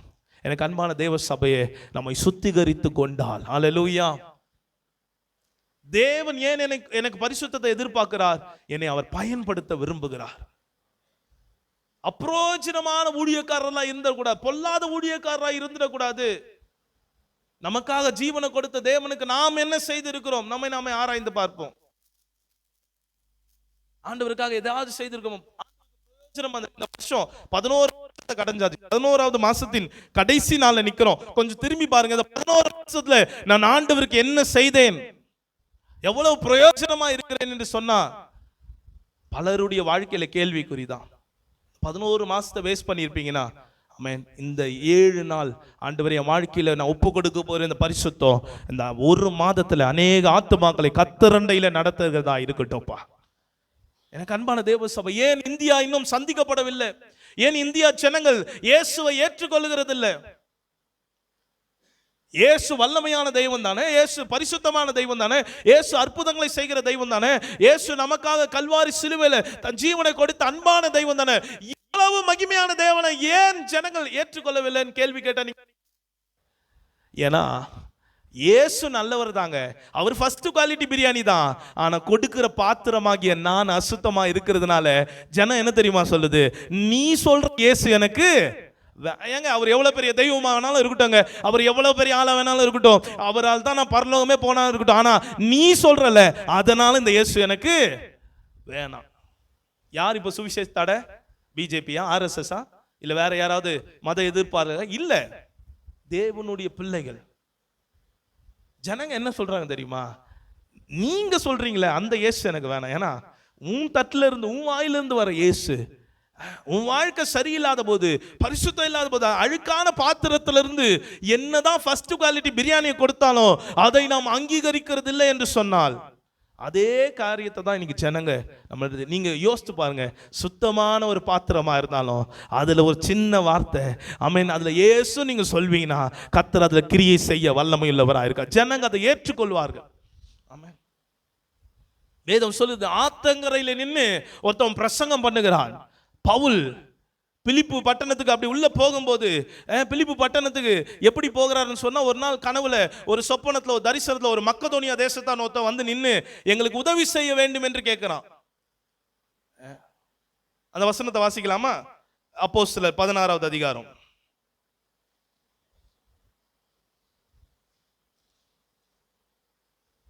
அப்போஸ்தலர் 16:9 வசனம் பாருங்க. அங்கே ராத்திரியிலே பவுலுக்கு ஒரு தரிசனம் உண்டாயிற்று.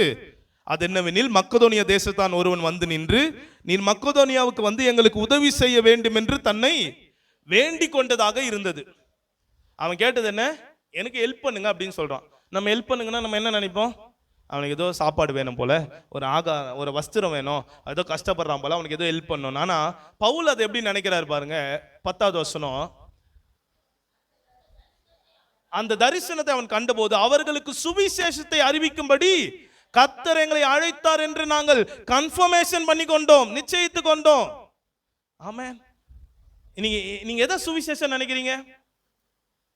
கிறிஸ்துமஸ் அன்னைக்கு ஒரு கேக்கை கொடுத்து ஹாப்பி கிறிஸ்துமஸ் சொல்ற சுவிசேஷமா? கிறிஸ்துமஸ் அன்னைக்கு ஒரு பிரியாணியை 10 வீட்டுக்கு கொடுத்துட்டு ஹாப்பி கிறிஸ்துமஸ் சொல்லிட்டு வந்த இது சுவிசேஷமா? இல்ல. ஆமென். உங்க சாப்பாடோ, உங்களுடைய உதவிகளோ, உங்களுடைய உடை துணிகளோ இதெல்லாம் தாண்டி இதெல்லாம் செய்யணும்.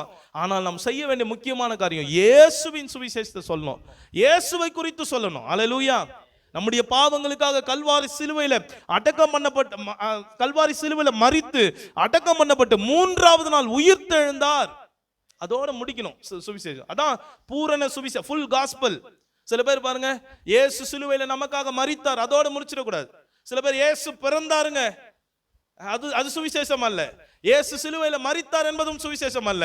இயேசு நமக்காக பிறந்து சுவிசேஷத்துல ஆமென் சிலுவையில மரித்து 3வது நாள் உயிர்த்தெழுந்தார். வேத வாக்கியங்கள் நிறைவேறும்படி உயிர்த்தெழுந்தார். அதனால தான் வேதம் சொல்லுது, இயேசு கிறிஸ்து நம்முடைய பாவங்களுக்காக மரித்து நாம் நீதிமான்களாக்கப்படும்படிக்கு அவர் எழுப்பப்பட்டும் இருக்கிறார்னு ரோமர்ல வாசிக்கிறோம்.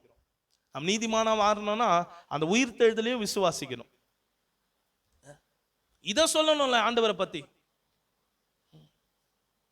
ஒரு முறை நான் ஜீவானா இந்த பாட்டு இருக்குல்ல, உம்மை ஆராதிப்பேன் என் நாட்கள் முடியும் வரை, அவர்கிட்ட பேசிட்டு இருக்கும்போது அவர் சொன்னாரு, அவர் வந்து சின்ன வயசுல ரொம்ப இந்த வாலிப நாட்கள் இந்த கஞ்சாலாம் யூஸ் பண்ணி ரொம்ப அவர் பாதிக்கப்பட்டு ரட்சிக்கப்பட்டாங்க. இன்றைக்கும் அதனுடைய பாதிப்பு அவருடைய சரீரத்தில் இருக்கு. அவர் சொல்லுவார், ஆல்வின் என்னால் ஒரு 2 மணி நேரம் கண்டினியூஸாக தூங்க முடியாது. ஏன்னா நரம்புகள்லாம் அஃபெக்ட் ஆகி சரியா தூக்கம் இருக்காது. அப்போ ஒரு முறை அவர் என்கிட்ட சொல்லும்போது சொன்னாரு, அல்வின் ஒரு நாள் என் கூட இந்த மாதிரி கஞ்சா அடிக்கும் போது குடிக்கும் போது இருந்த அந்த ஃப்ரெண்ட் ஒருத்தன் மரித்து போனான். நான் அப்பெல்லாம் ரட்சிக்கப்பட்டேன். அவனுடைய மரணத்துக்கு போனேன். அவனுக்கு அந்த மரண இதெல்லாம் முடிச்ச பிறகு நான் வீட்டில் வந்து தூங்கிட்டு இருக்கும்போது அன்னைக்கு சொப்பனத்தில் அந்த ஃப்ரெண்டு வந்து இவரை பார்த்து கேட்டான், ஜீவா எனக்கு ஏன்டா இயேசுவை பற்றி சொல்லலை அப்படின்னு கேட்டாப்லையா. சொன்னாரா, ஏய் நீ சொன்னா கேட்க மாட்டடா, நான் சொல்லி எப்படா நீ கேட்ப, நீ கிண்டல் பண்ணுவாளா. அப்போ அவங்க ஃப்ரெண்டு சொன்னாப்லையா, நீ எனக்கு அடிச்சாவது இந்த இயேசுவை பற்றி சொல்ல வேண்டியது தானே. அந்த இடத்துல வைன் ஷாப் தந்திருக்காங்கன்னு சொன்னேன், இங்கே ஒரு ஹோட்டல் தந்திருக்கிறாங்கன்னு சொன்னேன், அங்கே ஒரு துணி கடை தந்திருக்கிறாங்கன்னு சொன்னேன், ஒரு முறையாவது இந்த இயேசுவை பற்றி எனக்கு சொல்லியிருக்கிறியா, இன்னைக்கு நான் நரகத்தில் வேதனைப்பட்டு கொண்டு இருக்கிறேன்னு சொன்னாராம். மனுஷன் துடிச்சு பிடிச்சி எழுந்தாராம் பாருங்க, தூக்கமே போயிடுச்சான். யோசித்து பாருங்க, உங்களை சுற்றி இருக்கிற ஜனங்களுக்கு யார் சுவிசேஷத்தை அறிவிப்பா? ஏன் சுவிசேஷம் அறிவிக்கப்பட வேண்டும்? ஏன்னா ஒரு ஜனமும் நரகத்துக்கு போகக்கூடாது என்பதற்காக. இன்னைக்கு தேவ பிள்ளைகளுக்கு தேவையான ஒரு அறிவு என்ன தெரியுமா? சிந்தை, நரகத்தை குறித்த சிந்தை. நரகத்தை பத்தி இன்னைக்கு பேசுறதுல சபையில நரகத்தை குறித்த காரியம் இன்னைக்கு சபையில அதிகமாய் விசுவாசிகள் மத்தியில பேசப்படுவதில். ஆனா ஒரு தேவ பிள்ளைக்கு நரகத்தை குறித்த ஒரு சிந்தனை வேணும். ஏன்னா ஆண்டவராக இயேசு கிறிஸ்து புதிய ஏற்பாட்டுல பரலோகத்தை பத்தி பேசுனதை விட நரகத்தை பத்தி அதிகமா பேசி இருக்கிறார். சுவிசேஷ வசனமாகிய ஆமென் சொல்றாங்க, தேவன் தம்முடைய ஒரே பேரான குமாரனை விசுவாசியாமல் கெட்டு போகிறவன் எவனோ கெட்டு போகாதபடிக்கு நித்திய ஜீவனை அடையும்படிக்கு அவரையே தந்தருளி இவ்வளவாய் உலகத்தில். ஆமா, தேவன் தம்முடைய ஒரே பேரான குமாரனை விசுவாசிக்கிறவன் எவனோ அவன் கெட்டு போகாமல், நாட் பெரிஷ்ட்.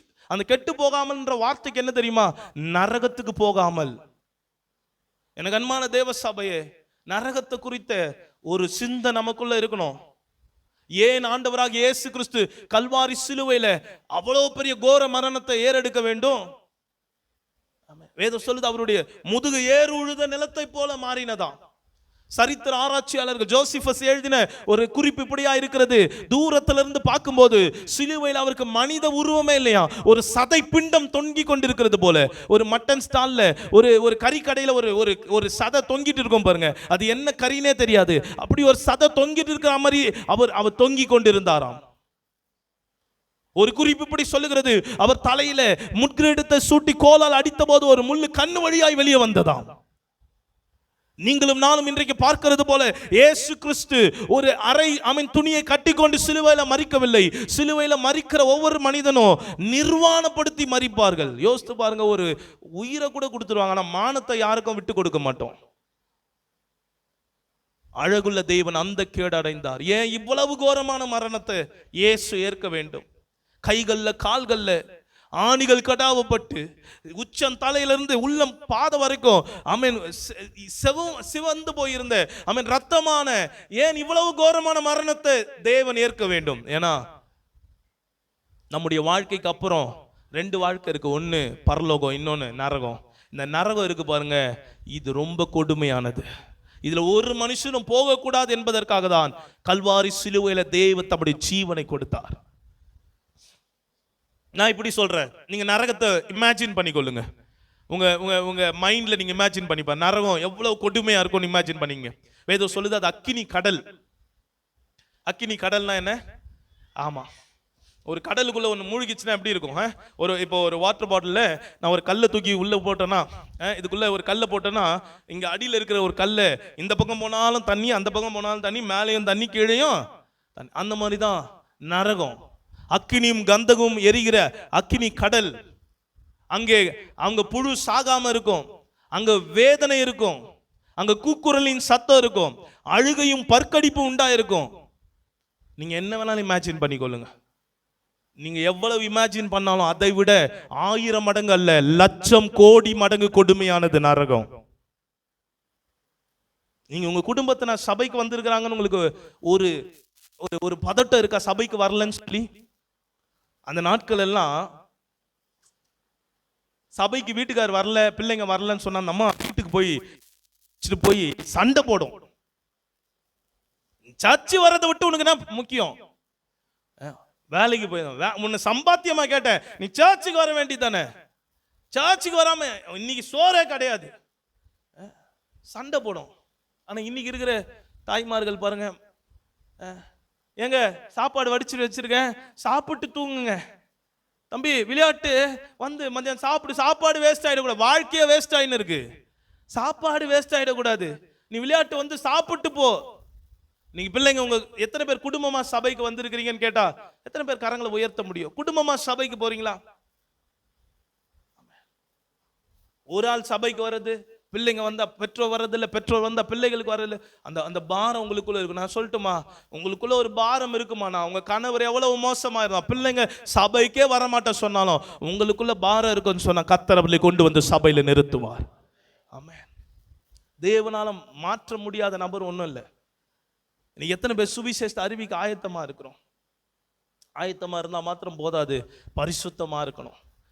இந்த பரிசுத்தமான பாத்திரத்துல இயேசு என்ற நாமத்தை சொல்லும் போதுதான் அற்புதம். பாஸ்டர் ஜெபிக்கும் போது சொன்னாங்க, அவர்கள் எங்கும் புறப்பட்டு போய் பிரசங்கம் பண்ணினார்கள், கர்த்தர் அவர்களோடு கூட கிரியை நடப்பித்து அவர்களால் நடந்த அடையாளங்களினாலே வசனத்தை உறுதிப்படுத்தினார். ஆமென். மார்க் 16:20. ஆமென். வசனத்தை உறுதிப்படுத்தினார். யாருக்கு? எப்படி வேணாலும் வாழ்ந்துட்டு போய் இயேசுவை பத்தி சொல்றது அல்ல, சுகபோகமா வாழ்ந்துட்டு. இன்னும் ஆமென். இமாச்சல் பிரதேசத்துல மொத்த மாநிலத்துல விசுவாசிகளுடைய எண்ணிக்கை எவ்வளவு தெரியுமா? 5000 பேர். ஒரு மாநிலம் முழுவதும் இருக்கிற விசுவாசிகளுடைய 5000 பேர். கிட்டத்தட்ட 8 மாவட்டங்கள் இருக்குன்னு நினைக்கிறேன். இந்த 8 மாவட்டங்கள்ல ஒரு மாவட்டத்துக்கு ஒரு சபை தான் இருக்கான். அந்த ஒரு சபையில 30 பேர் 35 பேர் இருந்தாங்கன்னா அது பெரிய காரியம். இன்னும் இயேசுவை தெரியாத எத்தனையோ ஜனங்கள் ஒரிசாவில், உத்தரப்பிரதேசத்துல, எத்தனையோ வட இந்தியாவில் காணப்படுற, ஈவன் நம்ம திருச்சியில இயேசுவின் நாமம் கேள்விப்படாத எத்தனையோ பேர் இருக்காங்க. எமில் ஜெபசிங் என்ன சொல்லுவாங்க, உனக்கு ஒரு முறை கூட சுவிசேஷத்தை கேள்விப்படாத கோடிக்கணக்கான ஜனங்கள் இந்த தேசத்துல இருக்கும்போது 2வது முறை உனக்கு சுவிசேஷம் அறிவிக்கப்படுமானால் அது பாவம். இன்னும் ஒரு முறை கூட கேள்விப்படாத எத்தனையோ ஜனங்க இருக்கும்போது மறுபடியும் நமக்கே சுவிசேஷம் பிரசங்கிக்கப்பட்டு கொண்டிருக்குமானால், அன்பான தெய்வ சபை, கர்த்தர் நம்ம பயன்படுத்தணும். இந்த திருச்சியை கர்த்தர் யாரை கொண்டு சந்திப்பார்? இன்னொரு வில்லியம் கேரியை கொண்டு வருவாரா? இல்ல இன்னொரு சீகன் பால்கை கொண்டு வருவாரா? இன்னொரு தேசத்திலிருந்து மிஷினரி வருவாங்களா? இல்ல, கர்த்தர் நம்மை கொண்டுதான். ஆமென். பரிசுத்துக்கு ஒப்பு கொடுத்து பாருங்கள், சபை இப்பொழுது இருக்கிறதை பார்க்கலாம் 1000 மடங்கு அதிகமாகும். ஹல்லேலூயா. ஆமென். சபைக்கு நிலம் வாங்குறது, சபையை கட்டுறது, அதெல்லாம் ஆண்டவருக்கு ஒரு பெரிய விஷயமே இல்லை. ஆத்துமாக்களை கொண்டு கேளுங்க, ஆண்டவர் பலம் உள்ளவைகளை எங்களுக்கு தாங்கப்பா. சும்மா ஆமென் ட்ராக்ஸ் கொடுத்த கவலை சுகம் வந்துடும் சொன்னா வர அந்த ஆத்துமா அது நார்மலா வந்துடும். ஆண்டவரே பலம் உள்ளவைகள் அந்த மலை நாட்டை எனக்கு தாங்கன்னு காலேப் கேட்கிறாரு. கலெக்டர் நம்ம சர்ச்சுக்கு வரணும். ஹல்லேலூயா. திருச்சியுடைய தாசில்தார் நம்ம சர்ச்சுக்கு வரணும். ஆமென். மணிச்சநல்லூருடைய தாசில்தார் நம்ம சர்ச்சுக்கு வரணும். ஆமென். இங்க இருக்கிற அதிகாரிகள் வரணும், டாக்டர்ஸ் வரணும். ஆண்டவரே சபை எவ்வளவு பெருசு என்பது முக்கியம் இல்லை, தரிசனம் எவ்வளவு பெருசா இருக்கு அதுதான் முக்கியம். ஹல்லேலூயா. அதுக்கு தான் ஆண்டவர் நம்மை பரிசுத்தப்படுத்த விரும்புகிறார், நம்மை பயன்படுத்த விரும்புகிறார். 3வதாக, தேவனே என்னை பரிசுத்தப்படுத்தணும், பரலோகம் சேர்ப்பதற்காக. ஆமென். நல்லா கவனிங்க, சுவிசேஷம் அறிவிக்கிற வாஞ்சியோடு நின்ற கூடாது. நான் சுவிசேஷம் அறிவித்து 1000 பேர் பரலோகம் போலாம். 1000 பரலோகம் போன காரணமா இருந்தேன்னா நரகம் போக முடியும். திரும்ப சொல்றேன், நான் சுவிசேஷம் அறிவிக்கிறதுனால 1000 பேர் பரலோகம் போலாம். அதனால 1000 பேர் பரலோகம் போயிருக்கிறேன்னா பரிசுத்தமா இல்லைன்னு சொன்னா நான் நரகம் தான் போகணும். இன்னைக்கு நிறைய நேரங்கள்ல நம்ம அடுத்த நிலைமைக்கு நகர விரும்புவோம், நல்லதுதான். நம் பயன்பட விரும்புவோம், நல்லதுதான். எல்லாத்தையும் தாண்டி அந்த பரலோக ராஜ்யத்துல நான் பங்குள்ளவனா இருக்க வேண்டும். ஆமென். வேதம் சொல்லுகிறது, லூக்கா சுவிசேஷம் 22வது அதிகாரம் 21வது அதிகாரம் 36வது வசனம் பாருங்க. ஆகையால் இனி சம்பவிக்க போகிற இவைகளுக்கெல்லாம் நீங்கள் தப்பி மனுஷகுமாரனுக்கு முன்பாக நிற்க பாத்திரவான்களாய் எண்ணப்படுவதற்கு எப்பொழுது விழித்திருங்கள். மனுஷகுமார் முன்பாக எனக்கு வருகையில எடுத்துக்கொள்ளப்படணுங்க. சபை வருகையில கைவிடப்பட்டு போயிடக்கூடாது. நம்ம நினைக்கிறோம்ல, ரகசிய வருகையில கைவிடப்பட்டு போனா 2வது பகிரங்க வருகையில நம்ம எடுத்துக்கொள்ளப்படலான்னு. சான்ஸே இல்லை. ரகசிய வருகையில ஒருத்தன் கைவிடப்பட்டு போனதான். ரகசிய வருகை தான் சபையாகிய மனவாட்டிக்காக கர்த்தர் வருகிறார். இரண்டாவது பகிரங்க வருகை சபைக்காக வரல, அவர் மீந்திருக்கிற யூத ஜனங்களுக்காக வருகிறார். யூதர்களுக்காக தான் பகிரங்க வருகை. முதல் ரகசிய வருகை எடுத்துக்கொள்ளப்பட்டாதான் சான்ஸ். அதை கைவிடப்பட்டு போவோமானால் நம்மை போல பரிதபிக்கக்கூடிய ஆட்கள் யாருமே இருக்க மாட்டாங்க. ஒரு தேவ ஊழியர் இப்படி சொல்றாரு, இன்னைக்கு இருக்கிற நிலைமையிலே ஒரு சபை இப்படி போயிட்டு இருக்கோம்னு சொன்னா, தேவனுடைய ரகசிய வருகை வந்ததே சபைக்கு தெரியாம, உலகத்துக்கே தெரியாதான், ஆண்டு வந்து போனதே தெரியாதான். நம்ம என்ன கேள்விப்பட்டிருக்கோம்? ரகசிய வருகையில் என்ன நடக்கும்?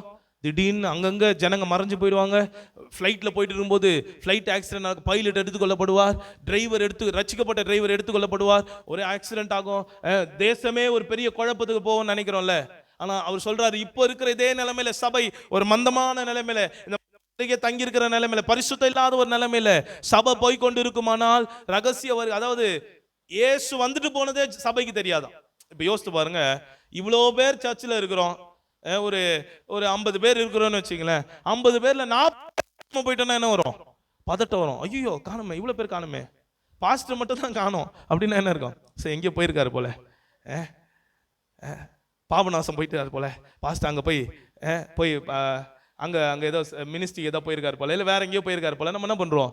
நினைச்சிட்டோம். அது ஒரு பாதிப்பை ஏற்படுத்தாது. அந்த மாதிரிதான் இன்னைக்கு நம்ம கைவிடப்பட்டு போகாதபடிக்கு நம்முடைய வாழ்க்கை நம்ம புரிந்து கொள்ள வேண்டிய காரியம் அதுதான். ஆண்டவரே, நான் இந்த சபையில இருந்து கைவிடப்பட்டு போய் அந்த நிலைமையில நான் நின்றக்கூடாது. எதுக்கு? பரிசுத்தம். அவருடைய வருகையில நான் எடுத்து, அந்த வருகையை குறித்த சிந்தனை ஒரு விசுவாசிக்க இருக்கணும். அதனால்தான் பழைய பாடல், எந்த பாடல் எடுத்தாலும் முடியும் போது அது வருகையில முடியும். கடைசி ஸ்டான்ஸா வருகையில தான் இருக்கும். 2 அப்போஸ்தலர் சந்திச்சாங்கன்னா 2 பேரும் இன்னைக்கு நம்ம அப்படின்னு சொல்றோமே, ஆதி அப்போஸ்தலர்கள் சந்திக்கும் போது மாரநாதா அப்படின்னு சொல்லுவாங்களாம். எங்க பெரிய பாஸ்டர் அடிக்கடி சொல்லுவார், இங்க இருந்து மாரநாதா வாரும், மாரநாதா சீக்கிரம் வாரும் அப்படி நீங்க கத்துனீங்கன்னா பரலோகத்துல இருந்து ஆண்டவர் சொல்லுவாராம், நீ மாரநாதா நான் வருவேன் அப்படின்னு. நிறைய பேர் மாரநாதான்னு சொல்றோம். ஆண்டவர் சொல்ற, நீ மாறினாதான் நான் என்ன பண்ணுவேன்? வர முடியும். நீ மாறவே மாற்றியே. நான் ஊழியம் செய்யறேன், நான் பிரசங்கம் பண்றேன், நான் ஊழியத்துல பொறுப்பா இருக்கேன், பாஸ்டர் கூட ரொம்ப நெருக்கமா இருக்கேன், சபையில ரொம்ப முக்கியமா இருக்கேன், இதெல்லாம் என்ன பரலோகம் கொண்டு போகாது. பரிசுத்தமான ஜீவியம். ஒரு நாள் சென்னையில 15 வருஷத்துக்கு முன்னாடி இந்த குடிசை பகுதிகள் இருக்கிற இடத்துல ஒரு ஃபயர் ஆக்சிடென்ட் ஆகுது. ஒரு மனுஷன் வெளியே வந்து பாக்குறாரு, என்னடா நாய் கொலைக்குதுன்னு வெளியே வந்து பார்த்தா ஃபயர் ஆக்சிடென்ட். உடனே ஜனங்களை எழுப்புகிறார். எழுப்பி ஐயோ நெருப்பு நெருப்பு நெருப்புன்னு சொன்னோன்னே எல்லா ஜனங்களும் எழுந்து அவங்களால முடிஞ்ச வரைக்கும் தண்ணியை வாரி இறைக்கிறாங்க.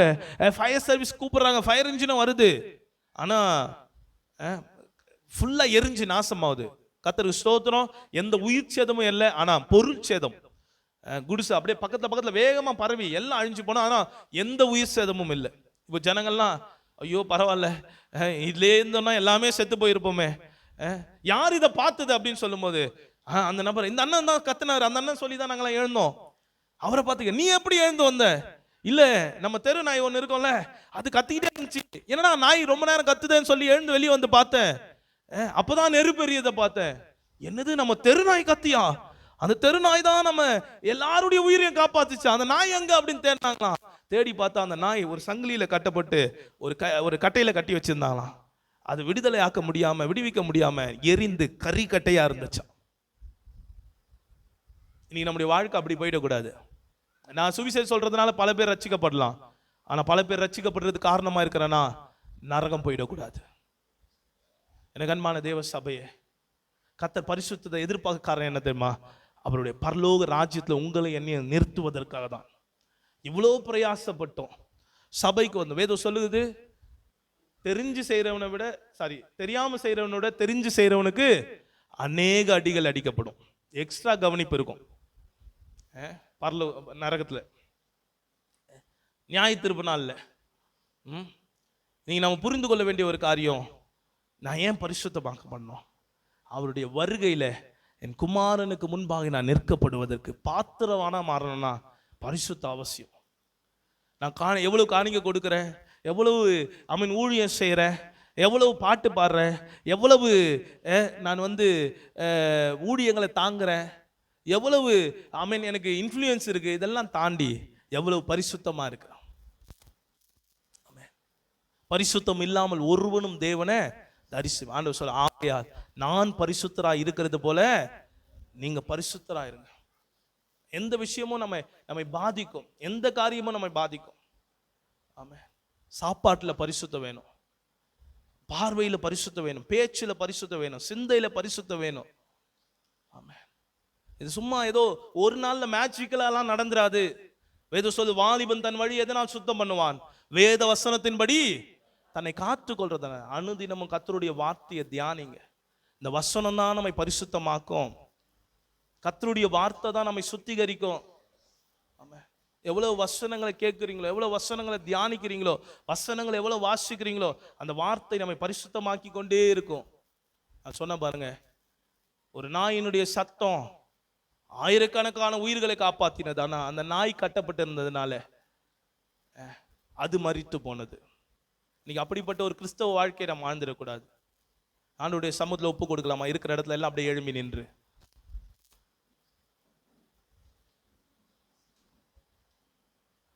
நான் பரிசுத்தர், ஆகையால் உங்கள் நடக்கைகள் எல்லாவற்றிலும் பரிசுத்தராயிருங்கள். நான் பரிசுத்தர், நீங்களும் பரிசுத்தமுள்ளவர்களாயிருங்கள். ஏங்க பரிசுத்தம் எனக்கு அவசியம்.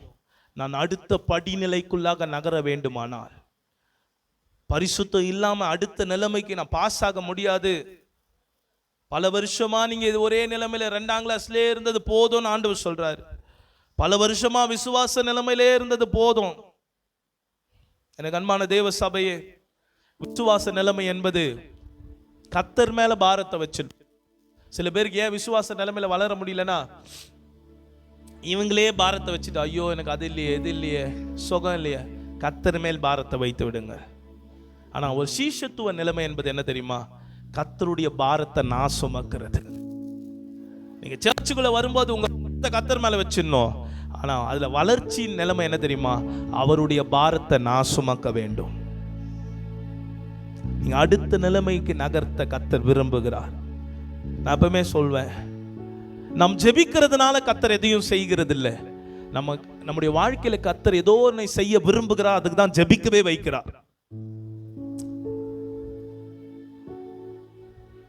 நான் ஜெபிச்சதுனால அற்புதம் நடக்கிறது இல்லை. கர்த்தர் என் வாழ்க்கையில் அற்புதம் நடக்க செய்கிறதுனால தான் ஜெபிக்கவே வைக்கிறார், ஜெபிக்க தூண்டுகிறார். அந்த மாதிரி ஆண்டவர் என்னை அடுத்த நிலைமைக்கு நகர்த்த விரும்புகிறார். எத்தனை பேர் ஒப்பு கொடுக்குறீங்க? கண்களை மூடி. இது நீங்க பேச வேண்டிய நேரம். கர்த்தருடைய சமூகத்துல நீங்க பேச வேண்டிய நேரம். ஆண்டவரே, எல்லாவற்றையும் என்னை விட்டு விலக்க வேண்டியதை விலக்குறேன், சுத்திகரிக்க வேண்டியதை சுத்திகரிக்கிறேன், மாற்ற வேண்டிய வஸ்திரத்தை மாற்று, புதைக்க வேண்டியதை புதைக்கிறேன், இதை உடைக்கிறேன். எல்லாத்தையும் சேஃபா வச்சுட்டு ஆண்டவரை பின்பற்ற முடியாது. 2 எஜமானுக்கு நம்ம ஊழியம் செய்ய முடியாதுன்னு, பிரியப்படுத்த முடியாதுன்னு. எனக்கு ஆண்டவருக்கு பிரியமா வாழ உங்களை ஒப்பு கொடுக்குறீங்களா? சில உறவுகளை கர்த்தர் விட சொல்றார். அது பிரேக்கப் பண்ணுங்க. உங்க போன்ல இருக்க சில நம்பர்களை கர்த்தர் டெலீட் பண்ண சொல்றார். அது உங்களை பாவத்துக்குள்ளாய் நடத்துகிற ஒரு காரியம். அந்த மெசேஜை உங்க குடும்பத்தில் உங்களால காண்பிக்க முடியல. மறைச்சு செய்யற எந்த ஒரு காரியமும் பாவம்.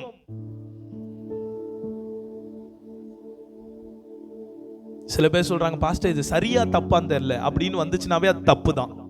சரியா இருக்கிற எந்த ஒண்ணுக்கும் நமக்கு சந்தேகம் வராது. சரியா இருக்கிற எந்த ஒன்றும் குழப்பமா இருக்காது.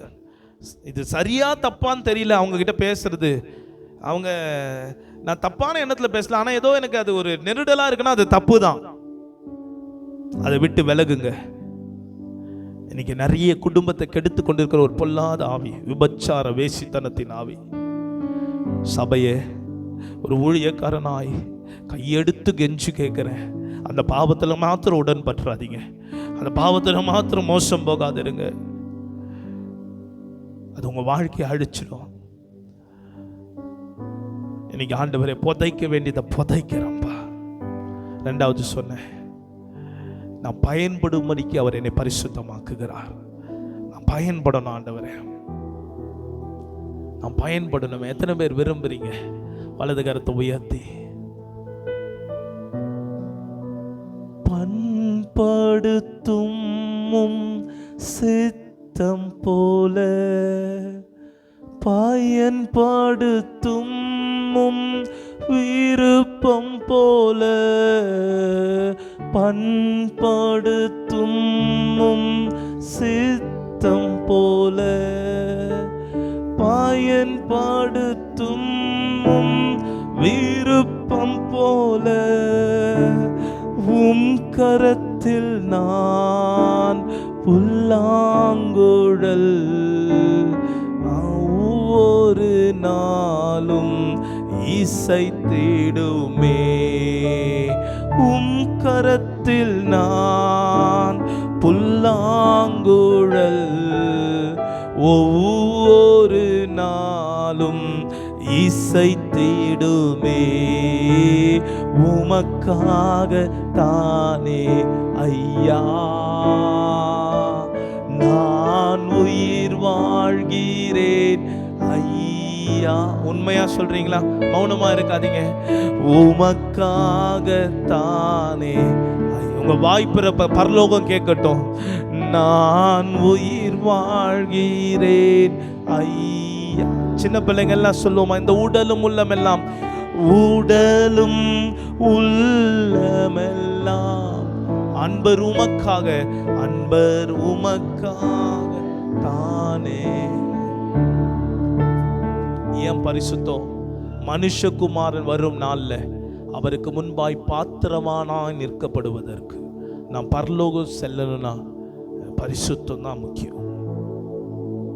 பரிசுத்தம் பரிசுத்தம் இல்லாம எதெல்லாம் இருந்தாலும் அதெல்லாம், அதுதான் சொல்றேன். வரங்கள் கிரியை செய்யலாம், வல்லமைகள் கிரியை செய்யலாம், ஊழியம் நடக்கலாம், என்ன வேணாலும் நடக்கலாம். பரிசுத்தம் இல்லைன்னு சொன்னா நான் பரலோகம் போக முடியாது. அவனுடைய சமூகத்தில் ஆண்டவர் இந்த பரிசுத்த வாழ எனக்கு உதவி செய்யுங்கப்பா. இப்ப நீங்க பேசணும். இந்த தீர்மானம் எடுக்கிற நேரம் இது. சிலர் சீரியலை ரொம்ப அதிகமா பார்த்துட்டு இருக்கீங்கன்னா விடுங்க.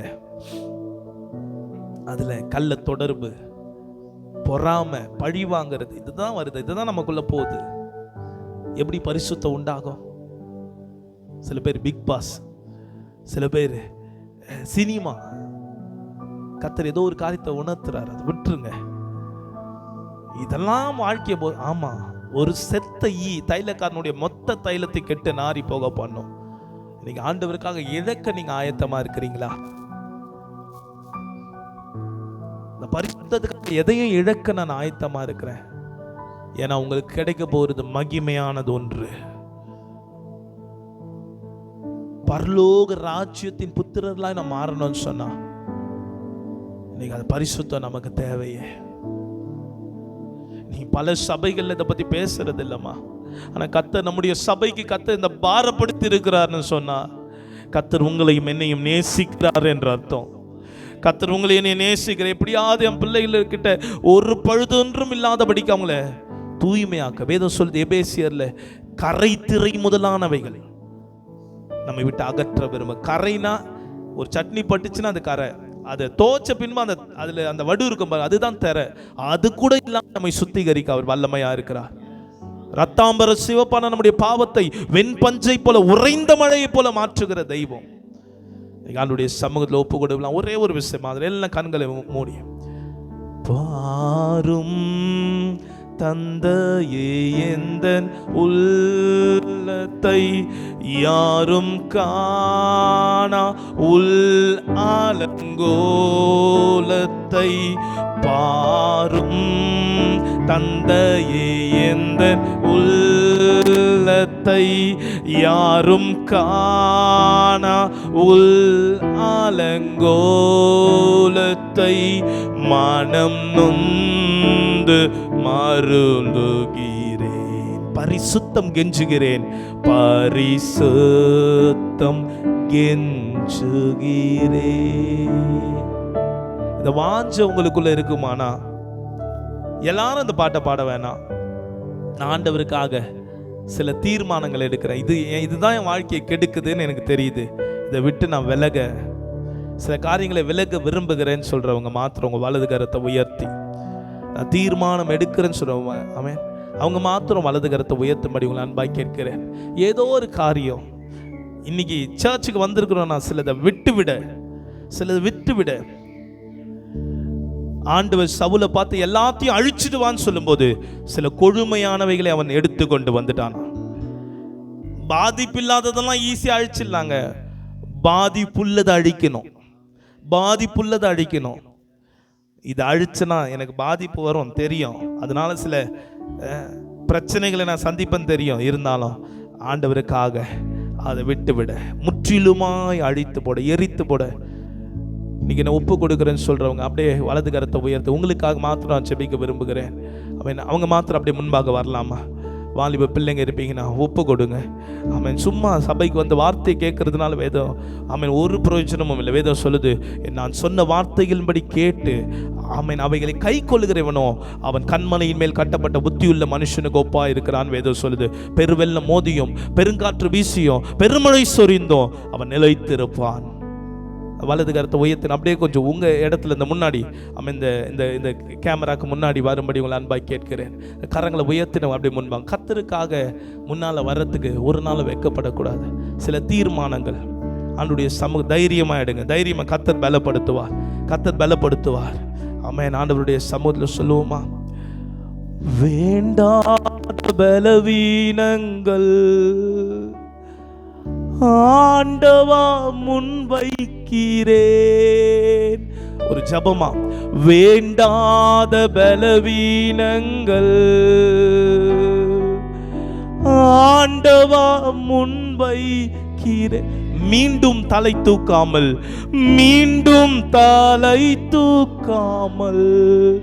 மாண்டு மடியட்டுமே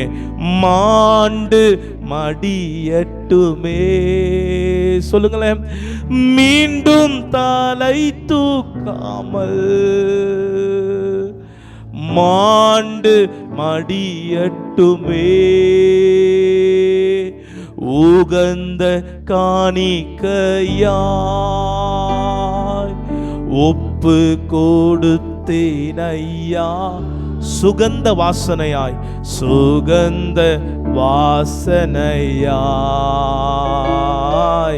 நுகர்ந்து மகிழுமையா. உகந்த காணிக்கையா சொல்லுங்க. ஆண்டவருடைய சமூகத்தில் ஒப்பு கொடுத்தேன் ஐயா. சுகந்த வாசனையாய்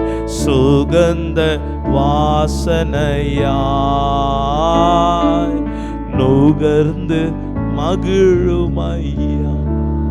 அன்பின் பரலோக பிதாவே, உம்முடைய குமாரனாகிய இரட்சகரும் மீட்பருமாகிய இயேசுவின் நாமத்தில் உம்மை நோக்கி பார்க்கிறோம் அப்பா. ஆண்டவரே, அன்னைக்கு நோவா பலி செலுத்தின போது அதை சுகந்த வாசனையாய் நுகர்ந்தீரே. அன்னைக்கு பூமியினுடைய சூழ்நிலை முழுவதும் பிணவாடை, எல்லா ஜனங்களும் மிருகங்களும் அழிந்து போய் பிணநாத்தம் அடித்துக் கொண்டிருந்த நேரத்தில் ஒரு மனிதனுடைய பலியை நீ நுகர்ந்து ஏற்றுக்கொண்டீரே கர்த்தாவே. அப்படியாக எங்க தேசம் பாழா இருக்கிற நிலைமை நீ அறிந்திருக்கிறீர். இன்னைக்கு உலகம் எவ்வளவு மோசமான சூழ்நிலையில போயிருக்கிறன்னு அறிந்திருக்கிறீங்கப்பா. அதுல ஆண்டவரே தங்களை தேவனுக்கு பிரியமும் ஆண்டவரே உகந்ததுமான ஜீவ பலியாய் ஒப்பு கொடுத்திருக்கிற, புத்தியுள்ள ஆராதனை செய்திருக்கிற ஆண்டவரே உம்முடைய பிள்ளைகளுக்காக நான் ஜெபிக்கிறேன் கர்த்தாவே. இவர்களுடைய வாழ்க்கை உமக்கு சுகந்த ஆண்டவரே அப்பா தீபமா இருக்க போறதுக்காய் ஸ்தோத்திரம் அப்பா. சுகந்த வாசனையாய் ஆக்குங்க ஆண்டவரே. அப்பா, இதுவரைக்கும் எங்க வாழ்க்கை ஆண்டவரே அது நாற்றம் எடுத்த வாழ்க்கையை போல இருக்கலாம். பரிசுத்தத்துக்கு தங்களை ஒப்பு கொடுத்து இருக்கிறவங்க மாத்திரம் இல்ல, அதற்கு தங்களை அர்ப்பணித்து ஆண்டவரே ஒரு அடி எடுத்து வைத்து இந்த முன்பாக வந்து நிற்கிற ஒவ்வொருவருக்காக ஜெபிக்கிறேன் கர்த்தாவே. இவங்க வாழ்க்கையை கர்த்தர் நற்கந்தமாய் மாற்றுவீராகப்பா. இவங்க வாழ்க்கையை கர்த்தர் ஆண்டவரே சுகந்த வாசனையாய் மாற்றுவீராகப்பா. ஆண்டவரே, தங்க வாழ்க்கையில விலக்க வேண்டியதை விலக்க, மாற்ற வேண்டியதை மாற்ற அப்பா, புதைக்க வேண்டியதை புதைக்க ஆண்டவரே, சுத்திகரிக்க வேண்டியதை சுத்திகரிக்க கிருபையும் அதற்கான ஞானத்தையும் தாங்கப்பா. அடுத்தவங்க குறைய பார்க்கறது அல்ல, எங்க கிட்ட இருக்கிற குறைகளை பார்க்கும்படி எங்க கண்களை திறந்தோர்லங்க அப்பா. அந்த வந்த ஒவ்வொருவரையும் ஆசீர்வதிங்க, பரிசுத்தப்படுத்துங்க, பயன்படுத்துங்க, அடுத்த படிநிலைக்கு நேராக நகர்த்துங்க. எல்லாவற்றுக்கும் மேலாக உமக்கு முன்பாய் நிற்பதற்கு பாத்திரவான்களாக்குங்க. எல்லா மகிமை உமக்கே செலுத்துகிறோம். சபை இப்பொழுது இருக்கிறத பார்க்கலாம் 1000 மடங்கு அதிகமாகட்டும்ப்பா. ஆண்டவரே, இதோ ஆண்டவரே, ராஜாக்கள் வருவார்களாக, அதிகாரிகள் வருவார்களாக. ஆண்டவரே, சபையை கர்த்தர் இந்த பட்டணத்துக்கு ஒரு கலங்கரை விளக்காய் எடுத்து பயன்படுத்துங்கப்பா. ஊழியர் ஆசீர்வதிங்க, பாஸ்டர்மா, பிள்ளைங்க, மருமகள்கள், பேர பிள்ளைங்க எல்லாரையும் ஆசீர்வதிங்க. உங்க வல்ல கரம் வழி நடத்துறோம். உங்களுடைய ஊழியக்காரனா கொடுத்த அதிகாரத்தின் பேர்ல இந்த சபையை மனசார வாழ்த்துறோம்ப்பா. கர்த்தர் வர புதிய ஆண்டுல ஆண்டவரே புதிய நன்மைகளினாலே, புதிய ஆத்துமாக்களினாலே இந்த சபை அலங்கரிக்கப்படுவதாக. அப்ரோஜனமான வேலைக்காரங்க என் கடமையை மாத்திரம் செய்தோம்ப்பா. எல்லா மகிமையும் துதி உமக்கே செலுத்துறோம். இயேசுவின் நாமத்தில் வேண்டுகிறோம் நல்ல பிதாவே, ஆமென். அப்படி இருக்கிற இடங்களை போய் உட்காருங்க.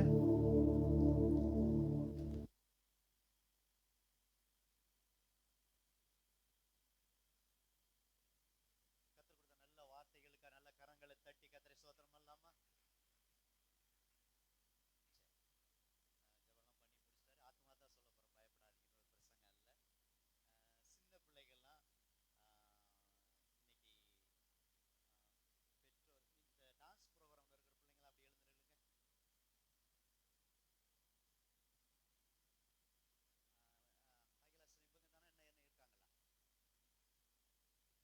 வரல? இன்னும் 4 பேர் வரலையா? சரி, இப்போ நாங்கள் என்னாச்சுமா சொல்லிட்டு நாங்கள் போயிடுறோம். நீங்கள் முடிஞ்ச ஒரு தரம் மட்டும் நீங்கள் ப்ராக்டிஸ் பண்ணிட்டு போங்க. அடுத்த வாரமும் ஊழியக்காரர் வாராங்க, சாப்பாடெல்லாம் இருக்குது. அப்போ அடுத்த வாரம் கவனிங்க. ஏன் நிற்க சொன்னேன்னா, அடுத்த வாரம் பெற்றோர்கள் 8:30னா உங்கள் பிள்ளைகளோட 8:20க்கு வந்துடுங்க. கரெக்டாக 8:30க்கு ஆரம்ப ஜெபம் பண்ணி பிள்ளைகளை அனுப்பிடுறோம். ஏன்னா அடுத்த வாரம் நமக்கு சாப்பாடு உண்டு. அப்போ போய் டான்ஸ் பண்ணிட்டு இருக்க முடியாது. இப்போ ஒரு தரம் மட்டும் ப்ராக்டிஸ் பண்ணிடுங்க. ஏன்னா தொடர்ந்து அவங்க டான்ஸ் இருக்கிறவங்கள வச்சு பண்ணிடுங்க. அடுத்த வாரம் பெற்றோர்லாம் கவனிங்க, உங்கள் பிள்ளைகளை ஆரம்பத்திலே கொண்டு வாங்க. சில நேரம் அதுதான் ஆரம்பத்தில் நான் சொன்னேன். சில நேரம் முன்னாடி சண்டே கிளாஸ்க்கு அனுப்பிடுவோம், சில நேரம் இடைப்பட்ட நேரத்தில் அனுப்புவோம். நீங்கள் எப்போ பார்த்தாலும் இடையில தான் அனுப்ப நினைக்கக்கூடாது. இனி வருகிற நாட்கள்லாம் ஆரம்ப ஜெபம் பண்ணிட்டு சண்டே கிளாஸ் அனுப்பிடுவோம். அதுக்கும் பிள்ளைங்க ஆயத்தமாக இருக்கணும், பெற்றோர்கள் ஆயத்தமாக இருங்க. அதனால் இந்த பிள்ளைங்க வரல, நீங்கள் இருந்துட்டு போங்கப்பா, ஒரே ஒரு டான்ஸ் அந்த ஒரு ரூமில் போய் சிஸ்டர் பண்ணிட்டு நீங்கள் போங்க. ஓகே. அடுத்து நான் ஏற்கனவே அறிவிப்பு கொடுத்த பிரகாரம் இப்போ போயிட்டு நல்லா சாப்பிட்டுட்டு ரெஸ்ட் எடுங்க. சாயந்தரம் நல்லா குடும்ப ஜெபம் பண்ணுங்க. நாளைக்கு 5:30க்கு இந்த இடத்துல அதிகாலை ஜெபம் இருக்கிறது. இங்கே உட்காந்துருக்கிற அத்தனை பேரும் வந்துட்டு 6:30க்கு போயிட்டு நீங்கள் வேலைக்கு போயிடலாம். எல்லா வேலையும் செய்யணும். சரிங்களா? மழை தடையே இல்லை. பாருங்க, இன்னைக்கு மழை வர மாதிரி எவ்வளோ கால சூழ்நிலை கொடுத்துருக்காரு. முதல்ல அது கரங்களை தட்டி நன்றி சொல்லுங்க. நல்ல உற்சாகமா நம்ம சின்ன ஜெபம் தான் பண்ணோம். எலியாவின் தேவனே, மழை தேவை தான் கேட்கும். இப்போ நல்லா பாப்பு நீங்கள் வீட்டுக்கு போகிறது அதுக்குள்ளே போயிட்டாங்க எல்லாம் சுகமா. ஓகே, போகட்டும், போகிறவங்க கத்திர ஆஸ்வதிப்பாங்க. நம்ம சுகமாக போகிறதுக்கு ஆண்டருடைய சமயம் இருந்தால் தானே வர முடியும். எத்தனை தடைகள் வந்தது இந்த கூட்டத்துக்கு. யூடியூப்பில் பார்த்தீங்கன்னா இதுமாரி ஸ்பெஷல் கூட்டம்னு சொன்னால் நமக்கு 11னா 11:30க்கு தான் முடியும். அது சொன்ன மாதிரி கரெக்டாக 11:30க்கு முடிச்சிட்டோம். நாளைக்கெல்லாம் சரியாக சாயந்தரம் 6 மணிக்கு ஆரம்பித்து 8 மணிக்கு முடிச்சிடும். உங்களுக்கு தெரியும், போன 8 நாள்லாம் கரெக்டாக முடிச்சிடும். அதேமாரி 2 மணி நேரம் தான். நீங்கள் 8 நாளும் வந்து எல்லாரும் உற்சாகமாக வந்து கலந்து கொள்ளுங்க. கர்த்தர் உங்களை ஆஸ்வதிப்பா. இந்த தலைப்பில் பாஸ்டர் ரொம்ப மிக பிரயோஜனமாக இருந்துச்சு. இந்த பரிசுத்தம்னு சொன்னபோது பாஸ்டர்கிட்ட பல தலைப்பை நாங்கள் எழுதி வச்சு தலைப்பை கொடுக்கும்போது, பாஸ்டர் நீங்கள் முதல் செய்தி அஸ் யூ லைக், உங்கள் விருப்பப்படி உட்காருங்கப்பா, உங்கள் விருப்பப்படி நீங்கள் பேசுங்கன்னு சொல்லும்போது அந்த பரிசுத்தத்தை குறித்ததான காரியங்கள் எல்லாம் நான் 8 நாள்னாலும் அந்த என்ன இப்போ எல்லா செய்தியும் பரிசுத்தத்தை குறித்து அத்தனை செய்தியும் இருதயத்தில் தியானிச்சுட்டே இருக்கும்போது மிக அத்தியாவசியமான செய்தியை ஒரு 3 பாயிண்ட்டு அதை மனசில் வச்சுக்கிட்டு நம்ம போவோம். அதுதான் பிரயோஜனம். முதலாவது என்னது சொல்லுங்கள்? அடுத்த கட்டத்துக்கு உங்களை என்ன செய்கிறாரு? போகவர். இன்றைக்கு பரிசுத்தம் பண்ணிக்கொள்ளுங்கள், நாளைக்கு அற்புதம். அது அடுத்த கட்டம். ரைட்டுங்களா? ரெண்டாவது, நீங்கள் பரிசுத்தமாக ஏன் இருக்குன்னு சொன்னால், ஏன்னா ரெண்டாவது சொல்லுங்கள் சத்தமாக, நல்லா சத்தமாக சொல்லுங்கள். பயன்படுத்தணும். ஏன்னா வந்தோம் போனோம் உக்காந்தோம் ஏதோ போனோம் அப்படின்னு இல்லை. இந்த தலைப்பாவது யாகம் இருக்கணும். ரைட்டுங்களா? அதெல்லாம் உங்களை போல் நானும் பாஸ்டருடைய செய்தி அத்தனையும் குறிப்பெடுத்து உங்களை பயன்படுத்தணும். நீங்களாம் வெள்ளி பாத்திரமா பொண்ணு பாத்திரமா, அதில் ஒரு காரியத்தை நீ கற்றுக்கொண்டேன், மரமாக இருந்தாலும் மண்ணுமா இருந்தாலும் சுத்தமாக இருந்தால் தானே செய்வார், பயன்படுத்துவார். நான் ரொம்ப நாள் இந்த வெள்ளி பொண்ணை தான் பயன்படுத்துவார்னு அப்படி நினச்சிக்கிட்டு இருந்தேன். இல்லை சுத்திகரிக்கணுங்கிற இருந்தாலும் அப்படி நினச்சிக்கிட்டு இருந்தேன். ரொம்ப நீங்களாம் வெள்ளி பாத்திரம் பொண்ணு பாத்திரமா இருக்கணும்னு. ஆனால் இன்றைக்கி ஒரு வெளிப்பாடு பாஸ்டர் மூலம் எந்த பாத்திரமா இருந்தால் மரமும் யூஸ் பண்ணிருக்கல, மர பாத்திரம் எவ்வளோ யூஸ் பண்ணுறோம், ரைட்டுங்களா? இப்போ இந்த சேரில் இது ஒரு மரம் இருக்குது, இது மரணத்தை தள்ளிட முடியுமா? மண் பாத்திரம் எவ்வளோ, சட்டி என்னதான் இருந்தாலும் சட்டியில் சில இதெல்லாம் வைக்கிறோம், ஓகேவா? அது தேவை. அப்போ பொண்ணு வெள்ளி எந்த பாத்திரமா இருந்தாலும் சுத்திகரிக்கணும், அதான் ரொம்ப முக்கிய பாயிண்ட்டு. ரெண்டாவது. மூணாவது, நம்ம இவ்வளோ தூரம் வந்தது போனது, 11 மணிக்கு போயிடும், நீ ஸ்பெஷல் மீட்டிங் ஒரு 1/2 மணி நேரம் எக்ஸ்ட்ரா நம்ம இருந்ததெல்லாம் காரணம் எப்படியாவது பரலோகத்துக்கு என்ன செய்யணும், போகணும். வருகையில் எடுத்துக்கொள்ளப்பட இந்த 3 காரியத்திற்காக தான் என்னது, பரிசுத்தம், ரைட்டுங்களா? உங்களை போல தான் நாங்களும் காலையில் எழுந்திரிச்சு இன்னும் எப்பொழுதும் 1 மணிக்கு தான் பாஸ்ட் போய் சமைப்போம், 12 மணிக்கு தான் போய் சமைச்சு 1 மணிக்கு தான் சாப்பிடுவோம். இன்றைக்கி பாஸ்டருக்கு தம்பிகளுக்கெல்லாம் சாப்பாடு கொடுக்கணும், நானும் பாஸ்ட் அம்மாவை கிச்சனோட என்ன செய்யுது போராடி உங்களை மாரியே தான் எல்லாம் செஞ்சு வச்சுட்டு ரெடியாக இப்போ போனோன்னே சாப்பிட போகிறோம், டைமுக்கு வந்தாச்சு. அதனால் சகோதரர்கள், அது நம்ம எவ்வளோ காரியம் இருந்தாலும் டைமை பார்த்துக்கிட்டே நம்ம என்ன செய்யணும், வேலை செய்யணும், கிளம்பணும். பிள்ளைங்கள்லாம் நல்லா காலையில் எழுந்திரிச்சு சுறுசுறுப்பாக இருந்து என்ன செய்யணும், டைமுக்கு வரணும். அது நல்ல பழக்கம், அது போராடிக்கிட்டு இருக்கிறேன். நிச்சயம் அதை கத்த செய்யும். இன்றைக்கி நிறைய பிள்ளைகள் வந்தீங்க, இப்போ நாளைக்கு நீங்கள் சொல்லலாம், பாஸ்டர் நான் வேலைக்கு போகிறேன்னா நாளைக்கு உங்களுக்கு அனுமதி உண்டு. வேலைக்கு போகிறவங்களுக்கு, இந்த வீட்டில் இருக்கிறவங்க ஒரு 10 பேராக இருந்தால் முன்னாடி வந்துடணும், நம்ம பாட்ட ஆரம்பிச்சிடுவோம்.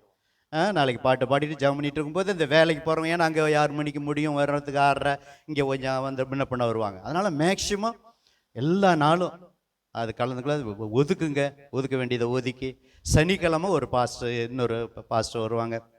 சனிக்கிழமை 10 to 1 சாப்பாடு உண்டு, ஞாயிற்றுக்கிழமை சாப்பாடு உண்டு. இடையில நமக்கு எல்லாம் வீட்டில் இருக்கிறதுனால, பக்கத்தில் இருக்கிறதுனால என்ன செய்கிறோம், எல்லாம் நம்ம வந்துட்டு என்ன செய்கிறோம், நம்ம போயிடும்.